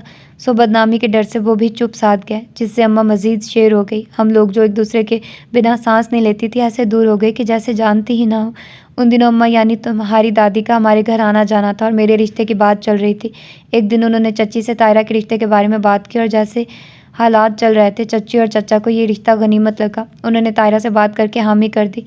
मैं जो ये समझ रही थी कि किसी न किसी तरह सब ठीक हो जाएगा, ये खबर किसी बम की मानिंद लगी। हालात बिगड़ते देखकर जिब्रान ने अम्मा को धमकी दी कि वो घर छोड़कर चला जाएगा। उसकी धमकियों और भूख हड़ताल पर अब्बा को अपनी चुप का रोज़ा तोड़ना पड़ा और ज़बरदस्ती अम्मा को चचा के यहाँ ले गए और उनसे अम्मा की तरफ से की गई ज़्यादतियों पर माफ़ी मांगकर उनसे ताहिरा के रिश्ते की बात की। मगर तब तक मोहब्बत में अना और ज़िद आ चुकी थी। ताहिरा ने दो टोक इनकार कर दिया और हम सब के लाख जतनों के बावजूद भी उसका इनकार इकरार में न बदला। उसे शायद अपनी अना और ज़िद हर रिश्ते से प्यारी थी, जो उसे ना तो अपनी मोहब्बत दिखाई दी और ना ही मेरी दोस्ती और किस्मत की सितम ज़रीफ़ी। देखो कि हम लोग जो हमेशा साथ रहने की बातें किया करते थे, एक ही दिन एक ही घर में रुखसत होकर आ गई। मगर दिलों की रंजिशें इतनी बढ़ चुकी थी कि अब ऐसी खुशियां बेमायनी हो चुकी थी। उसकी शादी के बाद जिब्रान बुझ कर रह गया। हर वक्त हंसता मुस्कुराता मेरा भाई गुमसुम सा रहने लगा, हत्ता कि बीमार पड़ गया। अम्मा ने उसकी हालत देखते हुए उसकी शादी कर दी। शादी के 2-3 माह बाद ही वो भाभी को लेकर बाहर चला गया और जिब्रान की जुदाई और ताहिरा के साथ की गई ज्यादतियों का गिल्ड था कि अम्मा साल भर में ही चल बसी और जो पीछे रह गए वो एक दूसरे से मिलते तो थे, मगर साफ नजर आता था कि दुनिया दिखावे को मिलते हैं। यूं ही हंसता बसता चमन उजड़ कर रह गया और हमारी कहानी भी माजी के औराक में दब कर रह गई। माजी की तकलीफ बातें याद करते हुए उनकी आंखों से मुसलसल आंसू बह रहे थे। रुशानी दीवार से टेक लगाए किसी बुत की मानिंद उनको सुन रही थी। उनके खामोश होने पर सीधी हुई। तो ये साबित हुआ कि आपका ख़ानदान हमेशा से ही हमारी तकलीफ़ का सबब बना है। पहले ताहिरा आपकी माँ की नफ़रत की भीड़ चढ़ी, तो अब ताहिरा की बेटी आपकी नफ़रत झेल रही है। शायद हमारी किस्मत में आप लोगों की मोहब्बत है ही नहीं। उसने ज़ख्मी निगाहों से उन्हें देखा। उसकी बात पर वो तड़प कर उसकी जानिब बढ़ी। नहीं नहीं बेटा, मैं तुमसे नफ़रत नहीं करती। मैं क्यों कर तुमसे नफ़रत करूँगी? मैं तो आज तक ताहिरा से नफ़रत नहीं कर सकी, तो तुमसे कैसे कर सकती हूँ? मुझे बस गुस्सा था। रिश्तों में अना और ज़िद नहीं होनी चाहिए। क्या था अगर जो वो झुक जाती तो? उसने अकड़ कर टूटने को तरजीह दी। खुद को फना कर दिया, मगर झुक कर खुद को और अपने सहे जुड़े लोगों को जोड़ना गवारा नहीं किया। मैं मानती हूँ अम्मा ने गलत किया, मगर वो माफ़ भी तो कर सकती थी ना। अपनी और जिब्रान की खुशियों का गला घूंटकर उसने बस अपनी अना ही बचाई थी। पीछे बचा कुछ नहीं था। और रह गई तुम, तो तुम मुझे ख़ज़ान और रुमैसा से ज़्यादा अजीज़ हो, क्योंकि तुम ताहिरा की बेटी हो। और उस ताहिरा की बेटी को आपने कितनी बार झिड़का, कितनी बार बातें सुनाई और फिर थप्पड़ भी मारा। उसने खफकी से कहा ना, मुझे गुस्सा था, बिला वजह की ज़िद लगाई थी तुम्हारी माँ ने। और यहाँ आकर भी मैं अगर उस पर गुस्सा करती तो वो मुझे जवाब नहीं देती थी। मुझे उससे बहुत सारा लड़ना था, बहुत से गिले शिकवे करना चाहती थी, अपनी दोस्त को वापस लाना चाहती थी, मगर वो मुझसे बहुत दूर हो गई थी, इसलिए नज़रअंदाज कर देती। उसके लिए मेरा होना ना होना कोई मायने नहीं रखता था। दिल बर्दाश्ता होकर मैंने मुल्क छोड़कर चली गई। जब वापस आई तो मुझे तुम में भी तायरा की झलक दिखाई नज़र आई। वही नखरा, वो अंदाज़, वही नज़रअंदाज़ी, वही तेवर जिससे मैं झुंझला कर रह गई। शुरू में जब तुम मुझे पलट कर जवाब देती थी तो मुझे मसला नहीं होता था, जितनी कोफत अब आकर तुम्हारी खामोशी से होती थी। ठीक है, शिकवे शिकायत हैं तो लड़ झगड़ कर बयान करो, ये चुप साथ देना कहाँ की अक्लमंदी है? उन्होंने सर झटका। और आपने मुझे ताना भी दिया था कि जैसी मनहूस माँ वैसी बेटी। उसने कमर पर हाथ रखते हुए जताते हुए लहजे में कहा, लड़की तुम्हारी माँ को मैं कुछ भी कह सकती हूँ, तुम अपनी बात करो। उन्होंने मुस्कुराते उसके सर में चपत लगाई। अगर इतनी ही मोहब्बत थी मामा से तो आप यूँ उनकी बेटी को डाइवोर्स देने की बात ना करती। उसने एक और शिकवा किया। तो तुम्हें क्या लगता है ज़िद, अना, अकड़ और फालतू के भरम तुम्हारी माँ ही दिखा सकती है? इतना हक तो मेरा भी बनता था। उल्फत बेगम ने तीखे लहजे में कहा। ये तो अब आप ऐसे ही बात कर रही हैं, वरना यूँ मुझे पेपर्स बनवाने पर ना उकसाती। मैंने देखा था आप तब बाकायदा मुस्कुरा रही थी। उसके पास शिकायतों की एक लंबी लिस्ट थी। हाँ, तब मैं गुस्से में थी, और गुस्से में इंसान जो भी करता है उसको वो समझ में नहीं आ रहा होता। मैंने भी किया, इस बात पर वजाहत नहीं दूंगी, मगर मैं जानती थी ग़ज़ान कभी भी साइन नहीं करेगा। और जहाँ तक रही मुस्कुराने की बात, तो हाँ, मैं हंसी थी कि मैं कैसे भूल गई कि तायरा की बेटी होकर झुक जाएगी और अपना रिश्ता बचा लेगी। अना की मारी हुई औरतें यूँ ही तो अपनी खुशियाँ रौंदा करती हैं। आपको ताहिरा की बेटी में तो ताहिरा नज़र आ गई, मगर शायद खुद एहतसाबी करना भूल गई। आपको नहीं लगता आप अपनी अम्मा का किरदार अदा कर रही हैं? वो शायद सारे हिसाब चुकाने के मूड में थी। नहीं, मैं कभी भी अम्मा का किरदार नहीं अपनाती, क्योंकि मैंने ताहिरा और जिब्रान को टूटते देखा, जिब्रान को रातों को जागते और ताहिरा को छुप छुप कर रोते देखा। उनकी अजियत मुझे अभी भी महसूस होती है। मैं अम्मा जैसी कठोर बन ही नहीं सकती। जब भी तो ग़ज़ान का एक आंसू नहीं देखा गया मुझसे। मैं कैसे अपने बेटे को तकलीफ़ दे सकती हूँ? उसे तड़पता देख कर कैसे सुकून से रह सकती हूँ? भाई के लिए कुछ नहीं कर सकी, मगर बेटे की खुशियाँ तो उसे दे सकती हूँ। मैं कभी भी उसे सारी उम्र का रोग नहीं लगाऊंगी। बेशक मैं उसकी खुशी को दिल से ना अपनाती, मगर उसको उसकी खुशी देती ज़रूर। मैं आपके बेटे को जवाब दे चुकी हूँ, वह जहाँ चाहे शादी कर ले, मुझे इंटरेस्ट नहीं है। वो मुंह बिगाड़ते हुए दीवार पर लगी तस्वीरें उतारने लगी। बेटा, ये बात तो तुम लोग भूल ही जाओ। मुझे अगर 4 जूते मारकर भी रुखसती करनी पड़ी तो मैं करूँगी। अब वो वक्त नहीं जब मैं खामोश तमाशाई बनी रह गई थी। उन्होंने उसका कान मरोड़ते हुए कहा तो वो मुंह बनाकर रह गई। उल्फत बेगम कुछ देर उसे देखती रही, फिर उसके हाथ से तस्वीर लेकर पलंग पर जा बैठी। तुम्हें पता है, जब हम लोग बाहर जाने लगे तो अम्मा ने मुझसे तुम्हारे और ग़ज़ान के निकाह की ख्वाहिश का इजहार किया, मगर उस वक्त हालात के पेश नज़र उन्हें मना कर दिया। फिर मैंने फिरदौस और तायरा की बातें सुनी। वो ख्वाहिश दरअसल ताहिरा की थी। मैं हमेशा उसे कहा करती थी कि उसकी बेटी को मैं अपनी बहू बनाऊंगी, उसकी बेटी अपनी खाला की बहू बनेगी। वो मेरी ख्वाहिश पूरी करना चाह रही थी। मुझे बहुत गुस्सा आया। ऐसी भी क्या हठधर्मी, वो मुझसे भी तो कह सकती थी, मगर नहीं। उसने अम्मा से बात की। बावजूद इसके कि मुझे उससे हज़ारों शिकवे थे, मैं उसका ये किया हुआ रिश्ता कभी ना तोड़ती। मुझे तो इस बात का गिल्ट ही नहीं जाता कि वो मुझसे नाराज़ इस दुनिया से चली गई। अगर मुझे पता होता कि वो यूँ हमेशा हमेशा के लिए रूठ जाएगी तो मैं उसको हर कीमत पर मना लेती, चाहे मुझे उसके लिए कुछ भी करना पड़ता। वो सांस लेने के लिए रुकी, मगर हर बार की तरह उसने जल्दबाजी की और मुझे छोड़कर चली गई। उसे शायद हमें तकलीफ़ देकर अच्छा लगता है। उसने कभी इस तरह से हमसे मोहब्बत ही नहीं की जैसे हम करते हैं, या शायद बोलते हुए उनके अल्फाज गले में ही अटक कर रह गए और वो ज़ब्त खोकर फूट फूट कर रो दी। रोशाने लब भींचे खड़ी उन्हें देखती रही। एक दो बार उसने हाथ बढ़ाकर उन्हें खामोश करवाना चाहा, मगर उल्फत बेगम के मुताबिक बला की अना थी जो हाथ नहीं बढ़ाने दे रही थी। आई एम सॉरी, मैं आखिरी बार भी तुमसे न मिल सकी। मैं नहीं आ सकी, मुझसे आया ही नहीं गया। कैसे देखती मैं तुम्हें इस दुनिया से जाते हुए। जिसके संग इतने साल गुजारे, उसे यूं मनोमट्टी तले जाते देखती तो शायद मेरी भी जान निकल जाती। मुझे अम्मा ने भी कहा, इजहार साहब ने भी कहा। मैं उनके सामने पत्थर की हो गई, मगर कई महीनों तक चुप चुप कर रोती रही। डिप्रेशन और बीपी की मरीज़ा बनने की वजह आज तक कोई नहीं जान पाया। कोई ऐसे भी करता है? कितनी कठोर और बेवफा निकली तुम। इतना कुछ करने के बाद भी जब दिल ना भरा तो सारी ज़िंदगी की सज़ा दे गई। वो तस्वीर पर हाथ फेरते हुए शिकवा कर रही थी। उनके तकलीफ दिल लहजे से उनकी बरसों की थकन और आज़र्दगी आया थी। अपनी आंख से गिरता आंसू साफ करके उसने निचला लब दांतों तले दबाए जब्त करते हुए वो उनकी जानिब बढ़ी। प्लीज़ ताई जान, बस करें। उनके हाथ से तस्वीर लेकर रखते हुए वो उन्हें खुद से लगा गई। रिलैक्स, जो हुआ वो बदल नहीं सकते। माजी के ज़ख्मों को कुरेद देंगी तो सिवाय अजियत और तकलीफ़ के कुछ नहीं मिलेगा। इसलिए पुरानी बातें मत दोहराइए। उनकी कमर सहलाते हुए उसने नरमी से कहा। वो काफ़ी देर उसके साथ लगी रोती रही, बाएं हाथ की पुष्ट से अपने गाल रगड़कर आंसू साफ करती। वो उनसे अलग होकर उनके सामने बैठी और उनका हाथ थामकर नरमी से गोया हुई। इधर देखिए, मैं जानती हूँ आपके लिए सब बहुत तकलीफ थे, मगर गलती एक की नहीं थी। सब बराबर के शरीक रहे, या शायद सब अपनी अपनी जगह ठीक थे, या शायद ये सब यूं ही होना था।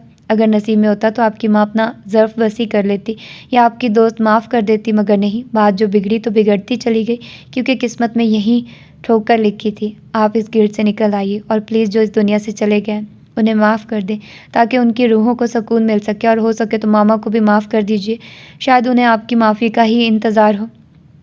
मैं तो कब की माफ़ कर चुकी हूँ। भला गुजरे हुए भी कोई अदावत रखता है? तुम भी मुझे माफ़ कर देना। आई एम सॉरी, मैंने तुम्हें भी बहुत बुरा भला कहा, अपनी फ्रस्ट्रेशन तुम पर निकालती रही। उसकी बात समझकर सर हिलाते हुए वो उसका चेहरा अपने हाथों में लेकर बोली, इट्स ओके, आप मुझे सॉरी मत बोलिए। उम्र और रिश्ते में बड़ी होने के साथ साथ मामा के हवाले से आप मेरे लिए बहुत मोतबर हैं। आप बैठिए, मैं गाड़ी में देखती हूँ, अगर पानी मिल जाए तो। वो उन्हें वहीं छोड़कर गाड़ी से पानी की बोतल उठा लाई। उल्फत बेगम एल्बम खोले बैठी थी। वो भी उनके पास बैठकर देखने लगी। वो एक एक करके सारे घर वालों का तारुफ करवाने लगी। जिब्रान मामू पाकिस्तान नहीं आते क्या? रुशा ने उनकी तस्वीर देखते हुए पूछने लगी। तहमीना ने बहुत बार कहा है, मगर वो हर बार टाल जाता है। मैं जानती हूँ वो नहीं आएगा, उन्होंने गहरी सांस लेते हुए कहा। वैसे तहमीना आंटी जवानी में बिल्कुल रूमी जैसी थी।